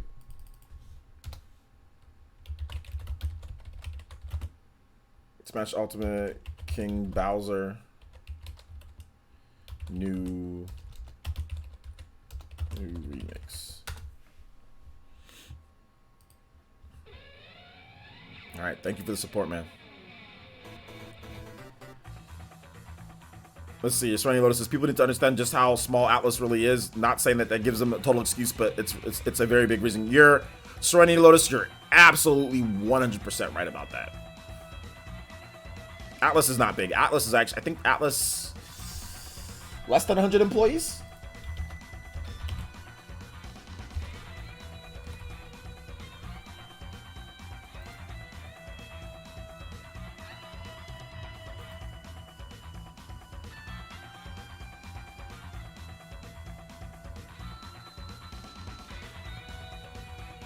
So they're not really that big. total, they have about 250 employees out of all of Atlas. So that's in Japan and America. Everybody working. So the development team is probably, you know, a lot less than that.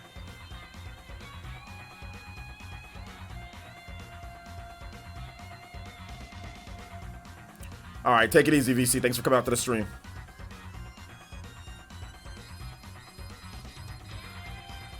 They're not larger than Game Freak, no. Game Freak has about 200 actual developers on the team. I don't think there's over 200 developers on the Atlas team. Yeah, 270. Okay, yeah, 270 employees. Okay, yeah, that's the new number as of October 2018. But that's everybody. That's everybody included. That's not the development team.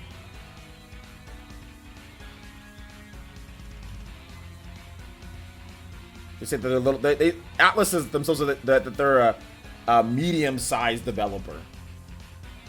So at the time that they were making Persona, they had less. Persona 5, they had around 121 employees.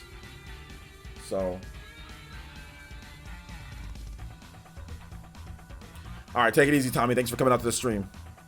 Shin Megami Tensei 5 is probably 2030. No, it's coming out sometime soon. Shout out to Kudo Tengetsu. He says, it sounds like a stretch to me, but I've given up hope on port anyway. Keep rocking on, OJ. Also, I'd like to request Link's Awakening staff roll. All right, we'll get that going for you. I mean, just play the game on PS4, man. If you want to play the game, just play. I mean, it's kind of lame on PS4. I'll be honest. Like, I'd rather have it on Switch to play portable, but hey, it is what it is. Just play it on PS4. Have fun. Kudo Tengetsu, but thank you for the 5 token. Kudo Tengetsu. You guys give some love to Kudo Tengetsu. $15 total, man. Appreciate your support today, man. I really do. Thank you. I really do appreciate that. Atlas bigger than Platinum? Yeah, Atlas is bigger than Platinum. Yeah. Platinum, yeah, they are. They have no excuses. That settles it. The difference between Atlas and Platinum is that Platinum gets big companies like Nintendo to publish first-party games and to do certain things, right? And Atlas doesn't. Atlas, I mean, they're just a bit different. They're owned by Sega, so their games go under the Sega branch. So I don't think you can really kind of compare the two. Their business structure and models are completely different. Atlas essentially self-publishes and funds, right? And Platinum Games doesn't. So it's not really the same. You can't really compare the two companies, to be honest, man. Not only that, but like Platinum Games did the same thing. Like Square Enix, they're the ones who paid for like Nier, right? Platinum only made it on the PS4. And then the only reason why it came to the Xbox is because Microsoft paid for it. And then when people were port begging for Nier on the Switch, they said, ask Square Enix. We can't just do it ourselves. We don't have the resources or funds, and it's not our IP. So that's not really a good comparison.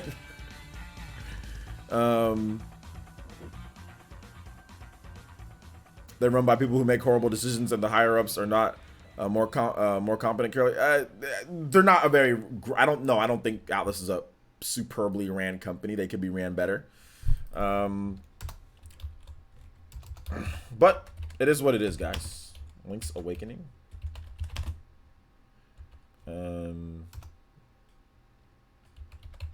Staff roll. All right. Do you think Shin Megami Tensei 5 into the info will start flowing out after Persona 5 Royale comes out, similar to how Final Fantasy 7 Remake info came after Kingdom Hearts 3 was out? Yeah, I think, yeah, next year we'll start seeing some info on it.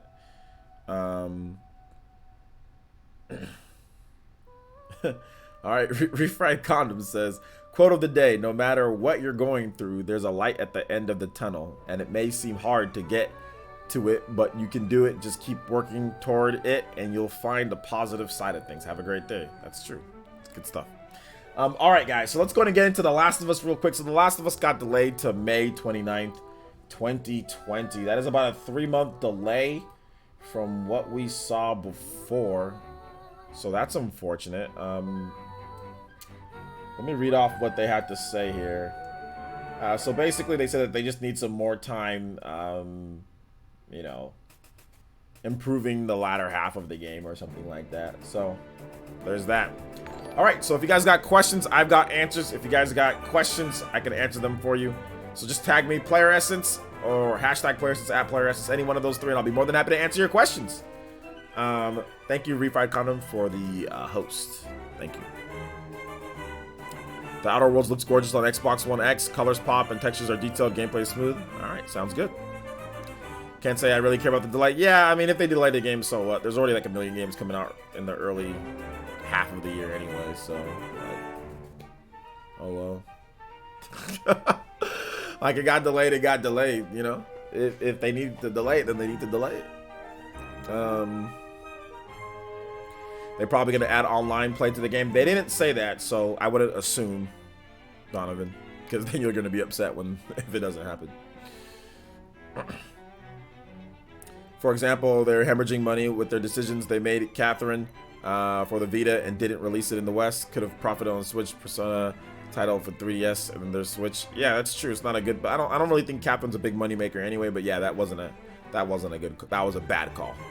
That was a bad call to put Catherine on the Vita. That wasn't a good call because yeah, Vita's dead now, and by the time they released it in the West, it was even super dead. You know. So therefore, you lose out. You develop the Vita version, and barely anybody got a chance to buy it. You're not selling it to anybody. You know what I'm saying? Vita's dead. But yeah, you're right. That was a bad call, which I agree with you. But I mean, what can you do? What's one game that everybody should play? What's one game that you think everybody should play?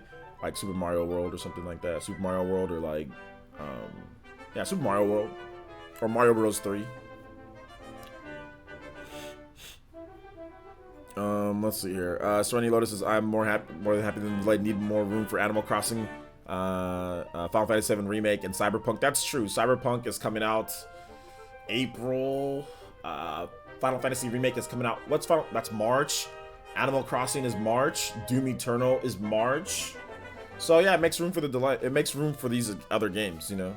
So Switch It Up says, it's not really a question. They're delaying it to holiday 2020. When it's April 2020, they'll announce they'll delay to holiday 2020. No, they said that they're delaying it to May 29, 2020. So that's not a confirmed thing. Secret Name says, what would you think if Sony and Nintendo teamed up to make Switch 2 or Vita 2?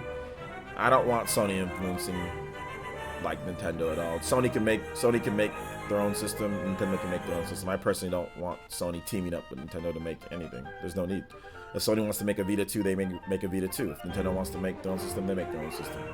But no, I don't want Sony's influence on anything. Sony can make their own system.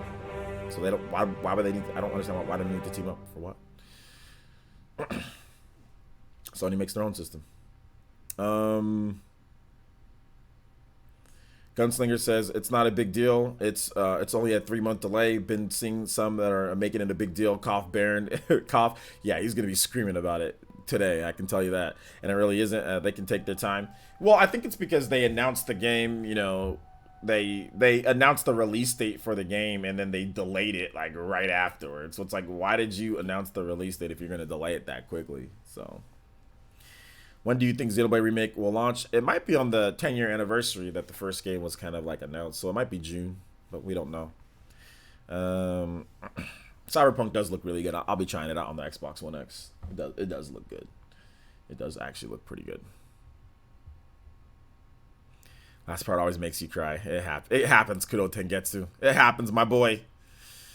Something's happened, can't stop it though. Yeah, Nintendo delays games all the time too. I mean, like Sony delays games, Microsoft has delayed Crackdown. I mean, games get delayed, guys. This is nothing new, you know. But it is what it is. I know people are probably going to be upset with it because, to be honest, it was actually after it was actually before Final Fantasy VII Remake. I mean, you would have had time to play, especially if there was no multiplayer at the beginning.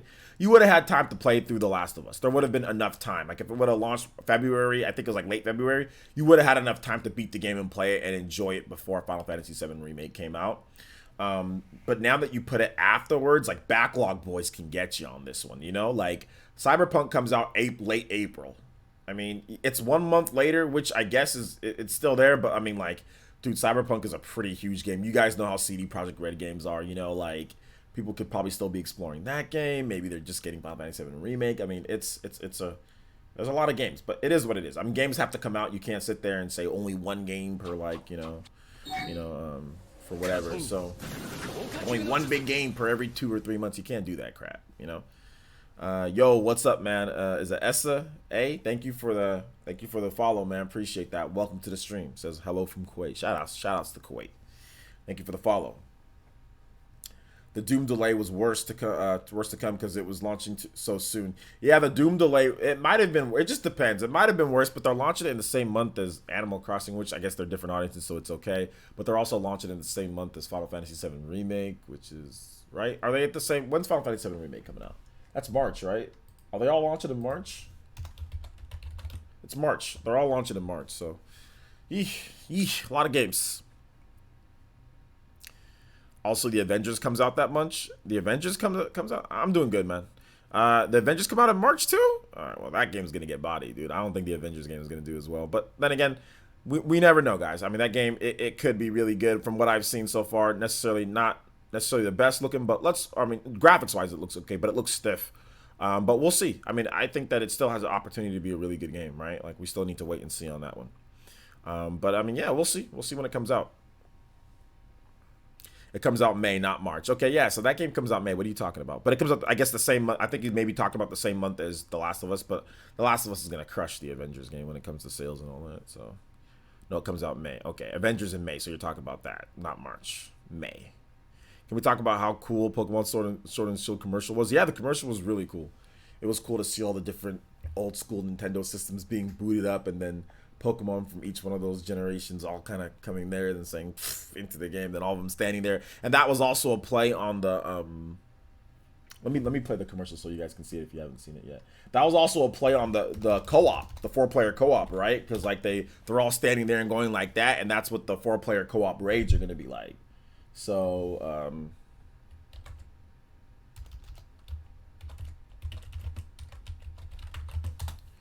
let's see if the Pokemon commercial, let me see, is this it? Okay, yeah, this is it. So yeah, here's the new commercial for Pokemon Sword and Shield. For those who didn't see it, here it is.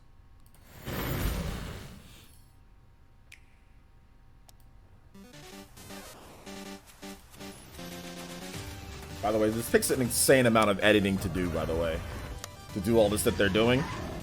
Like, holy crap, man, that's really good editing. And like, this is outstanding work by whoever edited this.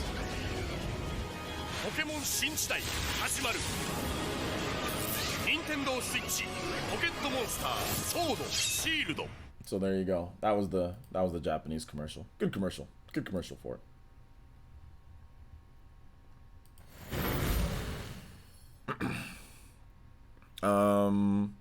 Yo, what's up, Five Nights and Freddy's? Yo, good to see you here, man. Good to see you here. Been a while.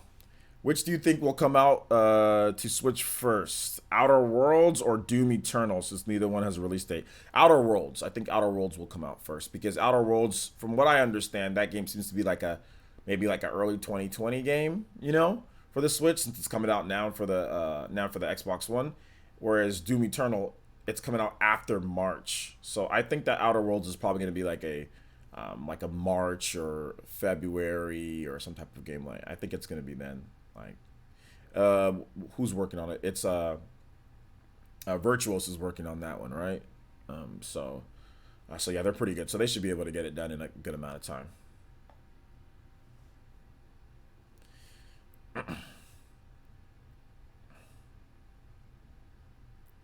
Well, you're gonna have to wait for Outer Worlds on the Switch, because it's gonna take a little bit.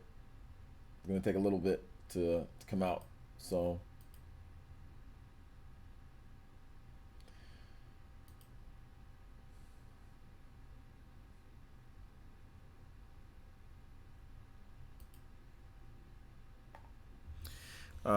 keep the questions coming. If you guys got questions, I've got answers for you guys.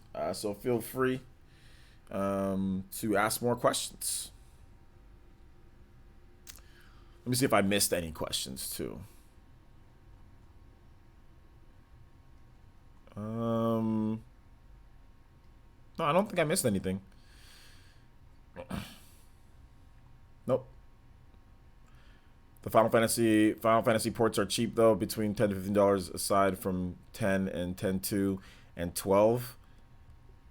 Yeah, aside from those, but dude, 12 is a PS2 game, right? That was ported over to the PS4. That was upgraded for the PS4. Persona 3 is a PS2 game. It's the same as, so I mean, do you want them just to be vanilla Persona 3? No upgrades, no graphical improvements, just a straight PS2 game, you know, on the Switch? Like, I don't know if I want that, you know?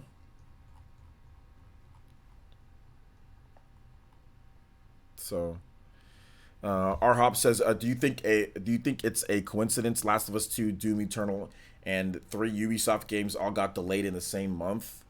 Yeah, I think it's more a coincidence. I think Doom Eternal didn't get delayed in the same month as though we heard about the Doom Eternal delay. Was that last month or was that this month that we heard about the Doom Eternal delay?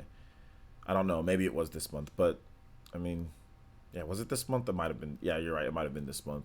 Yeah, I don't think it was a coincidence. No, I don't think it was a coincidence. I think the interesting thing though is I'm gonna have a video on this maybe tomorrow. But all these fake AAA games from Ubisoft are finally getting exposed. You know, Division 2 didn't live up to expectations. Ghost Recon Breakpoint was a flop. You know, it's like, yeah, I think John's calling them like line service games. Your service type of always online, always got to be connected, weird 100 gigabyte download, like weirdo co-op multiplayer, no real single player. Like all your weirdo games that are essentially the same thing are all flopping. Like, I mean, I don't want Ubisoft to do bad, but I mean, like, I'm getting kind of tired of and I told you guys what Ubisoft is. They make fake AAA games for the most part.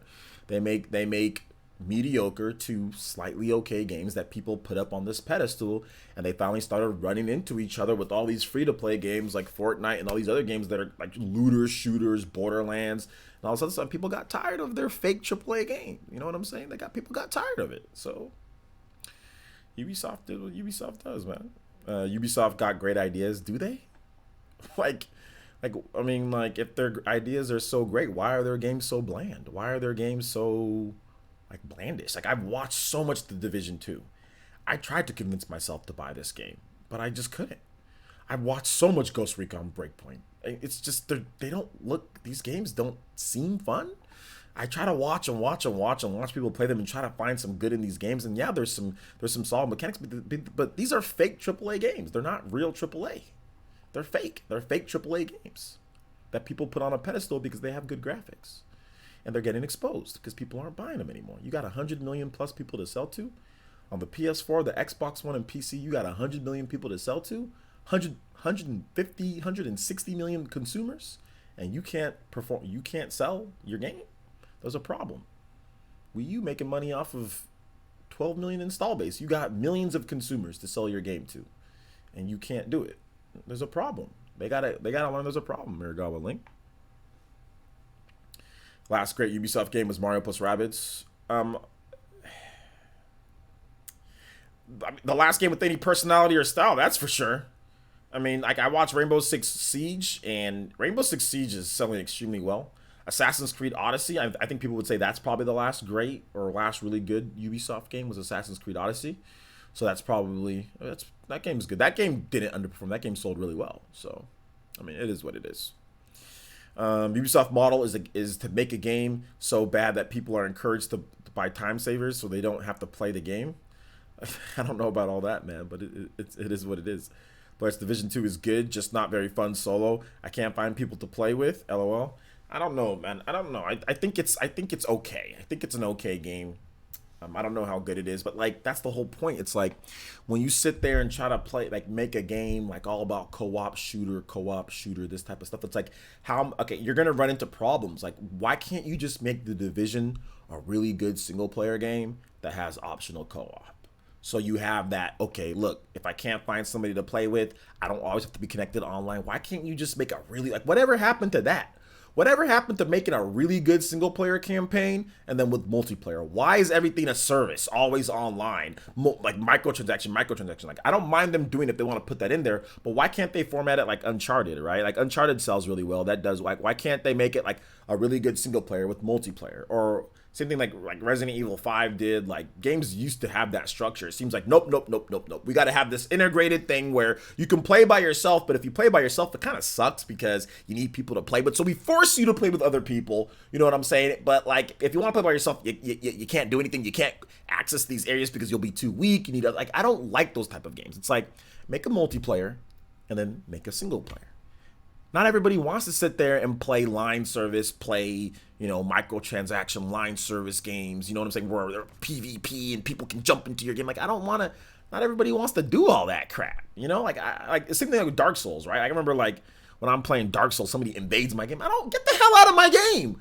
Why the hell are you, why is this dude in my, I don't want to play you. Like, when I want to play multiplayer, I'll go fight somebody, but I'm not trying to invade people. I'm not trying to play multiplayer in my single player game. And that's what Ubisoft tries to do. They try to blend these type of things together, and it sucks, man. I'm not trying to do that. Let's see here. Charles Hallman says, "What's good, OJ? Been very busy with work, missing your stream. Shoutouts, man. Well, you're here today, so thank you so much for coming out to the stream. Appreciate it. Appreciate that." Watch Dogs was good. I disagree. I don't like that game at all. I don't like the first Watch Dogs and Watch Dogs 2. I can admit that it's not a bad game. Who the hell? Jesus Christ, man. Calm down. Let me turn this on vibrate or something.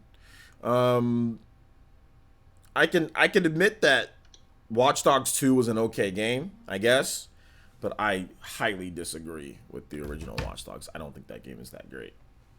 And I think it's a fake AAA game. Which game would you pick to play on the Switch? AC3, is that Assassin's Creed 3 or The Witcher 3? Probably The Witcher 3 is a better game. Probably. At least scale it correctly for solo play. You're right, though. You have to go into areas not strong. That's what I'm saying. Like, it's not exactly scale it. Like, there's so, like, you can't go here. You need 3 other people. I don't like people.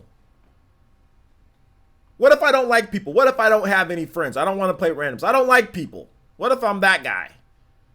Why can't I not go to this area and shoot? Like, it's the same thing with Borderlands. It's the reason why, like, I don't buy Borderlands games, like, day one, like, anymore. Or, like, full price. It's like, you play the game by yourself, it, like, kind of sucks. Like, there's certain areas, like, it's better than Ubisoft games for sure. Right? But, like, I ain't paying full price if it ain't balanced for single play. Because it's not. They really encourage you to play multiplayer, and like I ain't having it. For Honor was fun. All right, man. If you say so. Okay, that's cool. If you like For Honor, that's cool. If you say so, man. And that's exactly what I was saying, Blanket. Like, Watch Dogs 1 and 2, 6.5. Like, they're okay. They're not amazing, but they're fake AAA, dude. Yo, Charles Hellman with the $9.99. Thank you so much for that super chat. Shimmy. Sheik and Zelda look upon you, my boy. And he says, we finally need the original Persona 5 to come to Switch. Scramble looks really, actually looks good. Yeah, I don't know, though. I don't know if the original Persona 5's coming, man. I don't know. I don't think so. Bullstorm's all right. Is anybody actually playing For Honor? I mean, like, how many people still play? I remember I used to watch Sacriel play that game, and like, you just constantly go into like a mosh pit of people. Oh, like this. It's like, you know what would have been cool instead of spending. You know what would have been dope if you actually had like a real single player campaign with For Honor, and you actually had like a real upgrading system with For Honor, and you actually had a real story attached to For Honor and a single player campaign, and they made that mosh pit mode like a secondary thing, like you can play that. You know, that would have made For Honor a lot better. But no, it's like mosh pit mode, like mosh pit 7th century, whatever. Then that's the mode in the game, right? That there's no real single player mode in that game. Like, okay, have fun with multiplayer swords and shields, I guess. It'd be nice if they can make a real game, though. It'd be really nice if Ubisoft could make like real games and stop basing everything around multiplayer. Not everybody wants to sit there and play multiplayer all day. Like, there's enough. Goodness gracious. It's the reason why Witcher 3 is doing so. Look at Cyberpunk. Everybody's hyped for Cyberpunk. Is that game multiplayer? Hella content. Good, great. That's real AAA. And I don't even like CD Projekt Red games like that. But damn it, I can give credit where credit's due. That's a real AAA game. That's a real game, dude. Like Witcher 3, give us content. Give us like can we get like a real single player game, Ubisoft? Can we stop with these fake single player games? With your fake AAA games, fake single player games. It's coming back to bite you in the butt. You guys can sit here and defend Ubisoft all you want to. It's coming back to bite them in the butt. You guys know it is. It's facts. Why is Division 2 underperforming? Look, let me tell y'all what Ubisoft said about Division 2. Let me tell y'all what they said.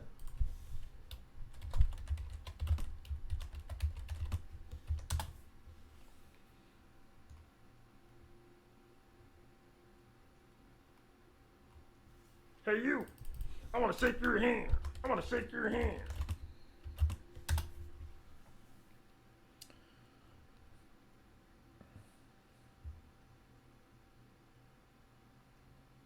The hell, word? They said that it underperformed.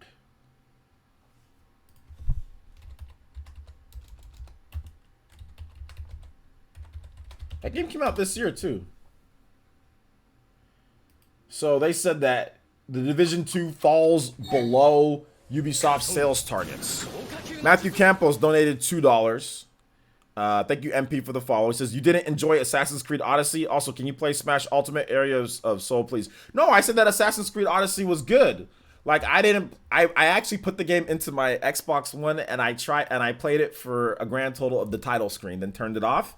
But no, I said that's a real single-player game. That game sold better than Ghost Recon Breakpoint. It sold better than Division 2. It sold well because they actually put a bunch of content, and you know, they had some microtransaction stuff, but you don't need to. But they put a bunch of content into that game. It's a full, meaty, good single-player game with no multiplayer.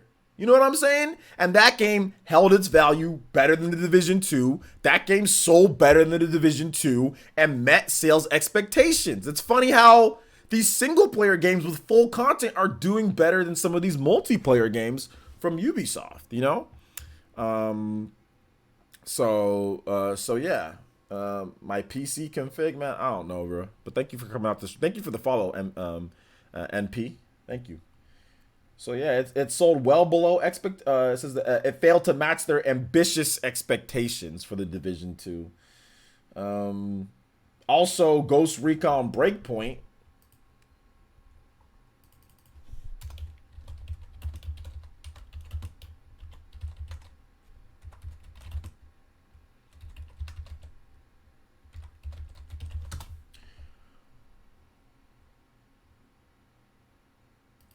So Kotaku has a kind of a clickbait headline, but I think it's accurate. They say Ubisoft admits Ghost Recon Breakpoint has been a disaster.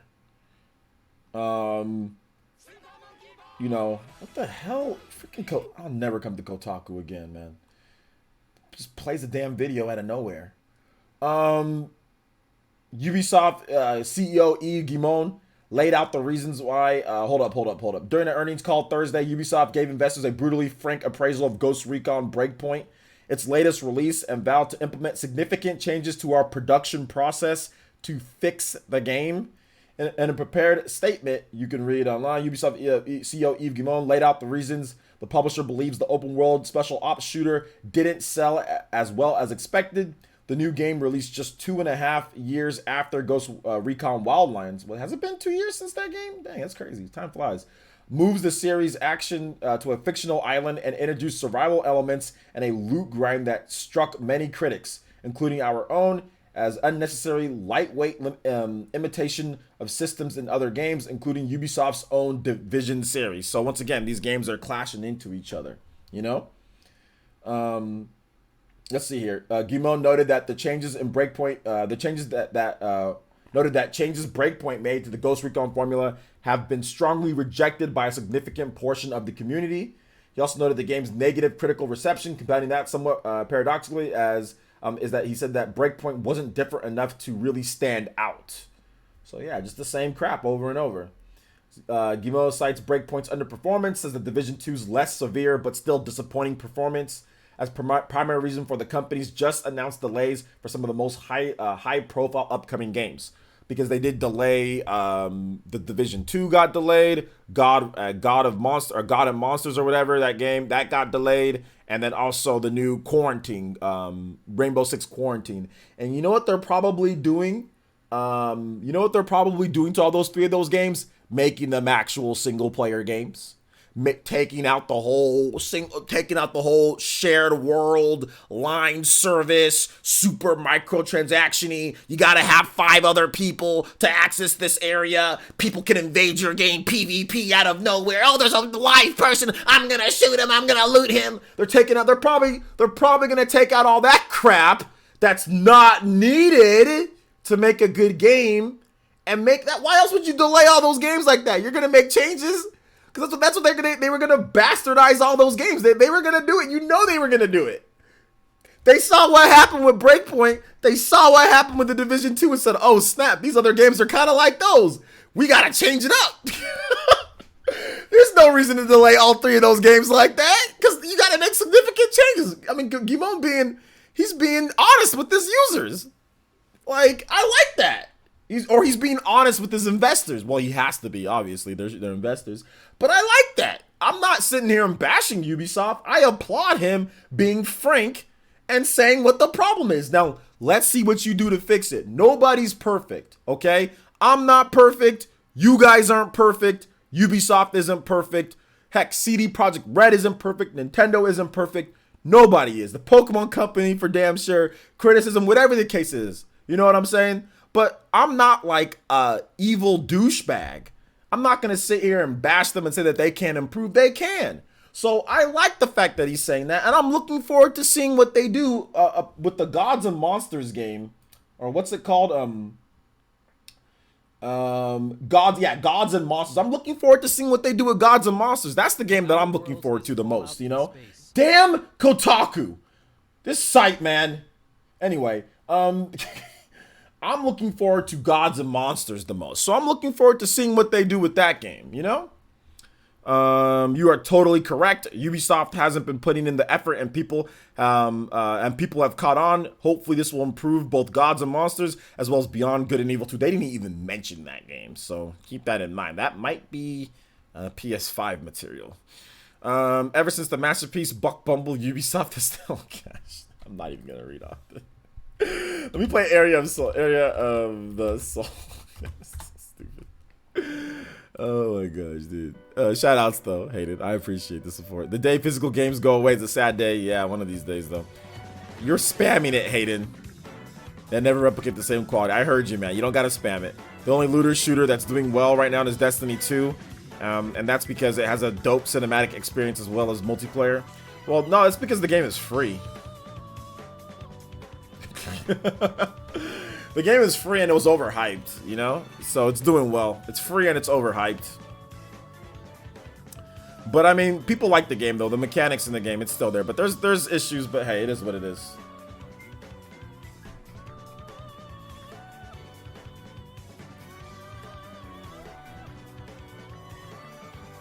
Destiny 1 was a lot better. I don't know about all that. Stop spamming, Hayden. You're a mod. Yes, I've seen JoJo's Bizarre Adventure. Jonathan B donated $2. Jonathan, you gotta use Streamlabs. You're an elite ninja. You can't be using Super Chat. That's a ninja order. If you're gonna, first of all, I appreciate the donation, but as an elite ninja, you've got to use Streamlabs. Thank you for the $2 though. I appreciate it. It says, can you play Persona song that make Kotaku cry? What was that song again? I forgot what the who knows when they made fun of, like, they talked about the lyrics being racist. Does anybody know about that song? Let me know. I don't remember which song that was though. Hey, I'm gonna remove your mod ship if you spam again. You're gonna get that mod ship removed. I'm not gonna shake your hand.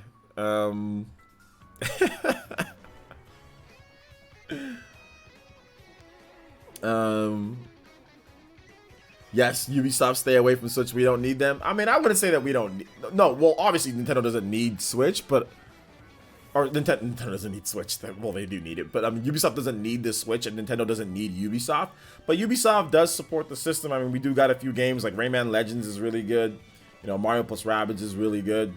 You know, they got those 2 games that are pretty good. So, you know, I don't mind them putting some games on the Switch.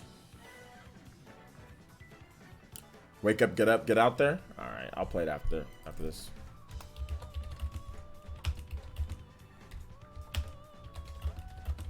Thank you for the $2 donation, though. I really appreciate that. Shout outs to Jonathan B, Elite Ninja. All right, guys. Any other questions? I'm probably gonna take questions for like another 9 minutes or so, because we have the PE podcast tonight, and I'm gonna take a little bit of a break before the PE podcast. So yeah. Ubisoft needs to support the Switch way more than they now they achieve higher success. I don't think Ubisoft's support is based on how much support they give to the Switch, to be honest, man. They're all about fake AAA games and getting their consumers to buy those.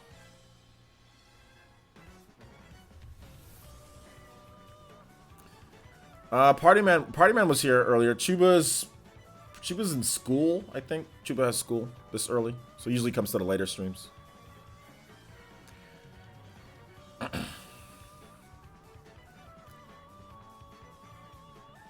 Yeah, Aaron, super late, but you're at work.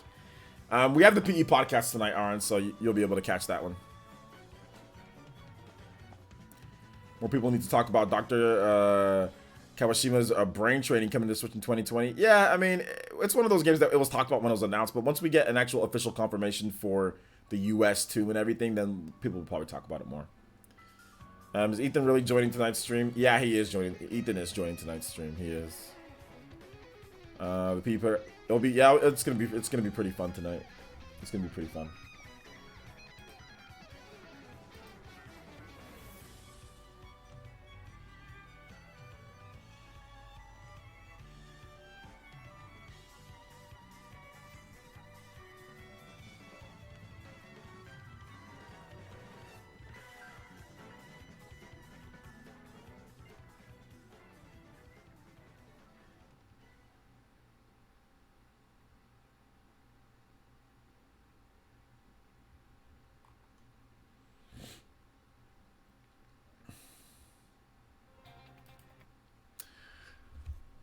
Ethan is what now? Ethan's gonna be on the stream tonight. Ethan is gonna be on tonight's stream. Hey, what's up? Pachos, what's up, man? Or Pacos, what's up? How's it going? Thanks for coming out to the stream. But yo, shout outs to my man Aaron. Yo, what's up? How you doing today, man? We got, like I said, we got about maybe 7 more minutes of questions.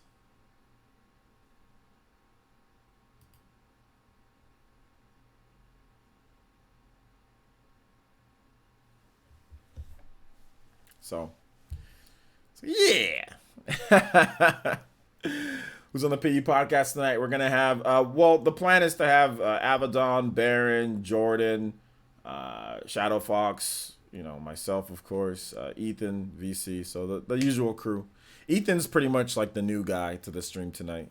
Remember though, guys, if you guys want to have a rotation into the PE podcast potentially, you can always tier 3s on any platform. Tier 3s can get you that, so that's basically what we do. It started out as a community podcast, and that's the main reason why I don't really invite like a lot of big names, because it was always built from a community podcast, like trying to have like people from like up and comers, you know. So if people are wondering why I don't, you know, do what John does and have like, oh, we're gonna have freaking Arlo or something, which, you know, one of these days we'll have Arlo on the podcast, on the Spawncast, you know, and that's fine. I mean, obviously John's doing a good thing with the, you know, getting big people to go on the podcast. Mine was always like, yo, I want to really incorporate more of a community feel to it. You know what I'm saying?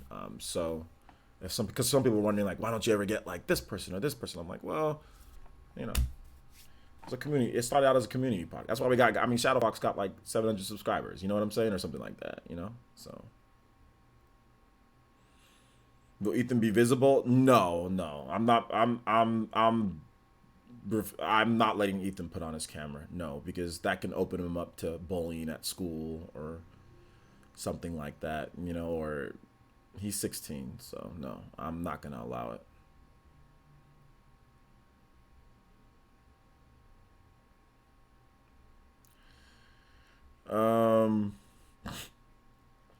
Ethan had to get his mom to sign a permission slip. I made him. Yeah, actually, I did. I told him that he has to ask his mom, and I said he better tell me the truth. If she says no, you better not come on this damn podcast. I actually let him know because he's on with a bunch of old men. You know, I'm not sure. Some moms don't want that. They don't. I mean, I'll tell you right now. And I know he's a guy, not a girl. But I mean, when my daughter, when she turns 16, I don't want her doing a podcast with a bunch of dudes. What the hell? Hell no.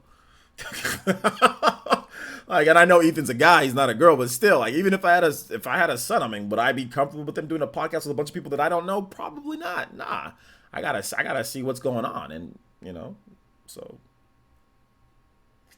that we hear Ethan's mom call him for dinner tonight. I bet, dude, it's gonna happen, man. It's gonna happen. There's gonna be like background noise. I'm gonna have to like mute him or kick him off the stream. I think it's gonna be good though. I think it's gonna be fun. I think it's gonna be fun. 4 more minutes of questions, guys. 4 more minutes of questions.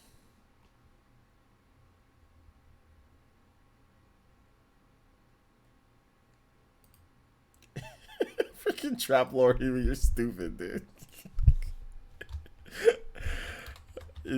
Trap Lord, you're dumb with tagging me with that tweet with that guy.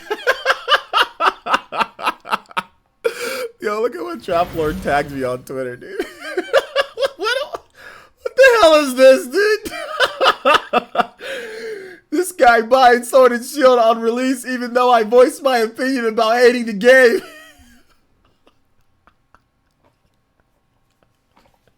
You still look at this dude's eyes, looking like a WWE 2K20 creative character.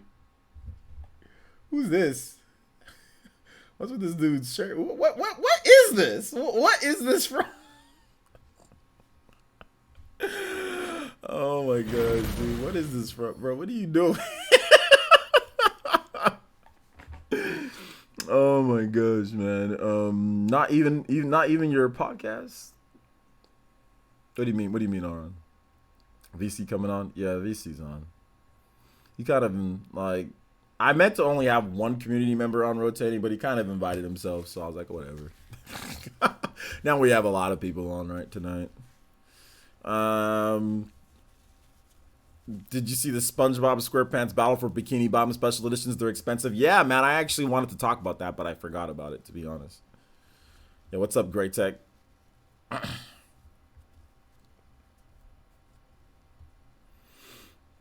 I promise I'll set up Streamlabs. Can we get that music? Yeah, fudge, I forgot about your music, dude. Sorry about that. Yeah, let me get your music, dude. We got Area Assault. Yeah. What the? Okay, yeah. Sorry. Wake up. Wake up. Get up there. All right.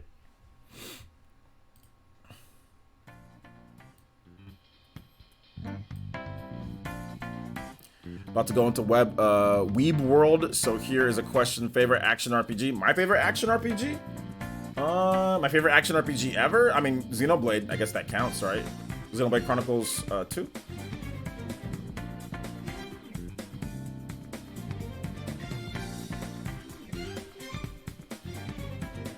Okay, that is from Polar Express, a Christmas movie? Okay, Polar Express. Got it. Polar Express. Yeah, I didn't know anything about that. Have you given a Kimetsu a chance? Giving Kimetsu? The hell you talking about? Thank me. I didn't know we could invite ourselves to be on next Thursday.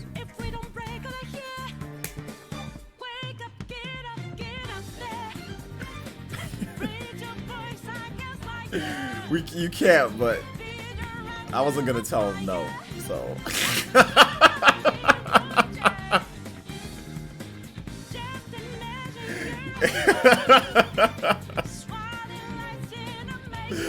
So, I'm too nice of a guy.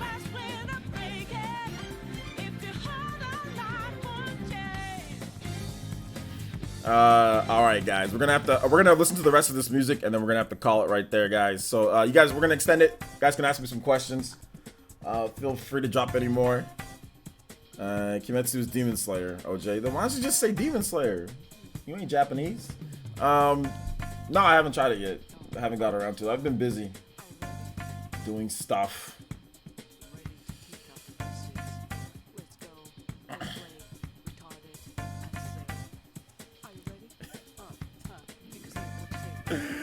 Oh my gosh. Any other questions, boys and girls? Thank you for the support today. Support's been freaking nuts. You guys are amazing. I appreciate each and every single one of you guys. Thank you so much. David Balfour, once again, top stream ninja, man. Appreciate you, dude.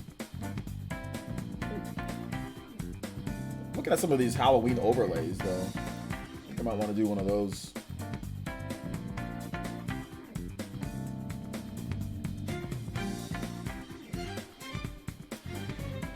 Oh, OJ, I heard that. Heard what? What'd you hear?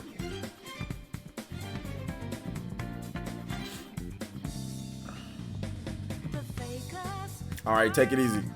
I'm here to announce that AI to Summon Files has now released a demo on the game Nintendo Switch and PS5 or PS4. Everyone check it out. Some of the best writing and puzzle elements ever. Yeah, that's true. There is a demo. I forgot to add that into today's topic too, so maybe we'll officially talk about that tomorrow. Yeah, that's true. There is a demo of that game. So they probably want people to buy the game. It probably hasn't been selling that well, so I think they want people to buy the game. So I'm still gonna pick it up. It should be on sale Black Friday though.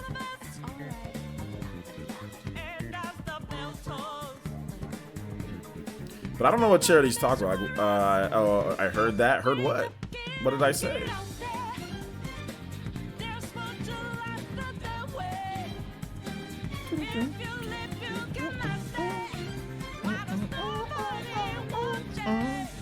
You guys all questioned out? Let's just enjoy the music. OJ, nice Asphalt 9 video. It's a good game. Yeah, it is a good game. I was surprised at how good it is. It's weird at times, but it's cool, man. It's a fun little game.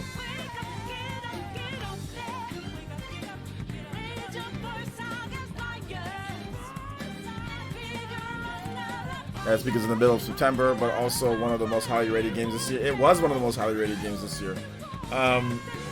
If it would have came out earlier, probably would have done better. Like if it would have came out earlier, but it wasn't ready, obviously. So what can you do? If it's not ready, it's not ready. It's a good game though, man.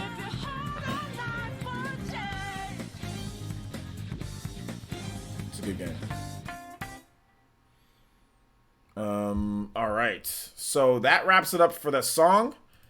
Cherry's referring to when I asked about Demon Slayer. Oh. I just said, yeah, you're not Japanese. What? That's all I said. It's like, you're not Japanese. What? All right. So thank you guys so much for watching today. I do appreciate it. We will be back for the PE podcast tonight. Tonight around 6 o'clock my time. So 6 o'clock PT. That is 9 o'clock Eastern. You guys are going to want to check it out. We're going to be talking about Ubisoft. Oh my gosh. We're going to be talking about maybe Pokemon. Oh my God. Maybe Pokemon topics are just, I don't know. The Last of Us getting delayed. What else is there? There's all sorts of stuff to talk about. There's delays. But then again, like, there's no actual real news with Pokemon. It's just the same stuff people just getting ass hurt about over and over. So it's just like, there's not really any news. Like, it's the same stuff that we already knew. What else are we going to talk about? There's going to be other things too. So, all right, guys. Thank you so much for watching. Appreciate it. And we will see you guys tonight for the PE podcast, around 9 p.m. Eastern. Around 9 p.m. Eastern. He said, please no Pokemon. I know, seriously. We probably shouldn't. There's not really any new information with Pokemon. There's not really any actual new. We already knew that there wasn't going to be like voice acting. Like, we already knew that. We already knew a lot of that stuff. So, oh, okay. I made you laugh when I said that. Okay. So please, yeah, everyone's saying no Pokemon. Don't worry, no Pokemon. But all right, man. 30 minutes. No, 9 p.m. Eastern time. That is about an hour and a half from now. All right, guys. Thank you so much for watching. See you guys in a little bit. Bye.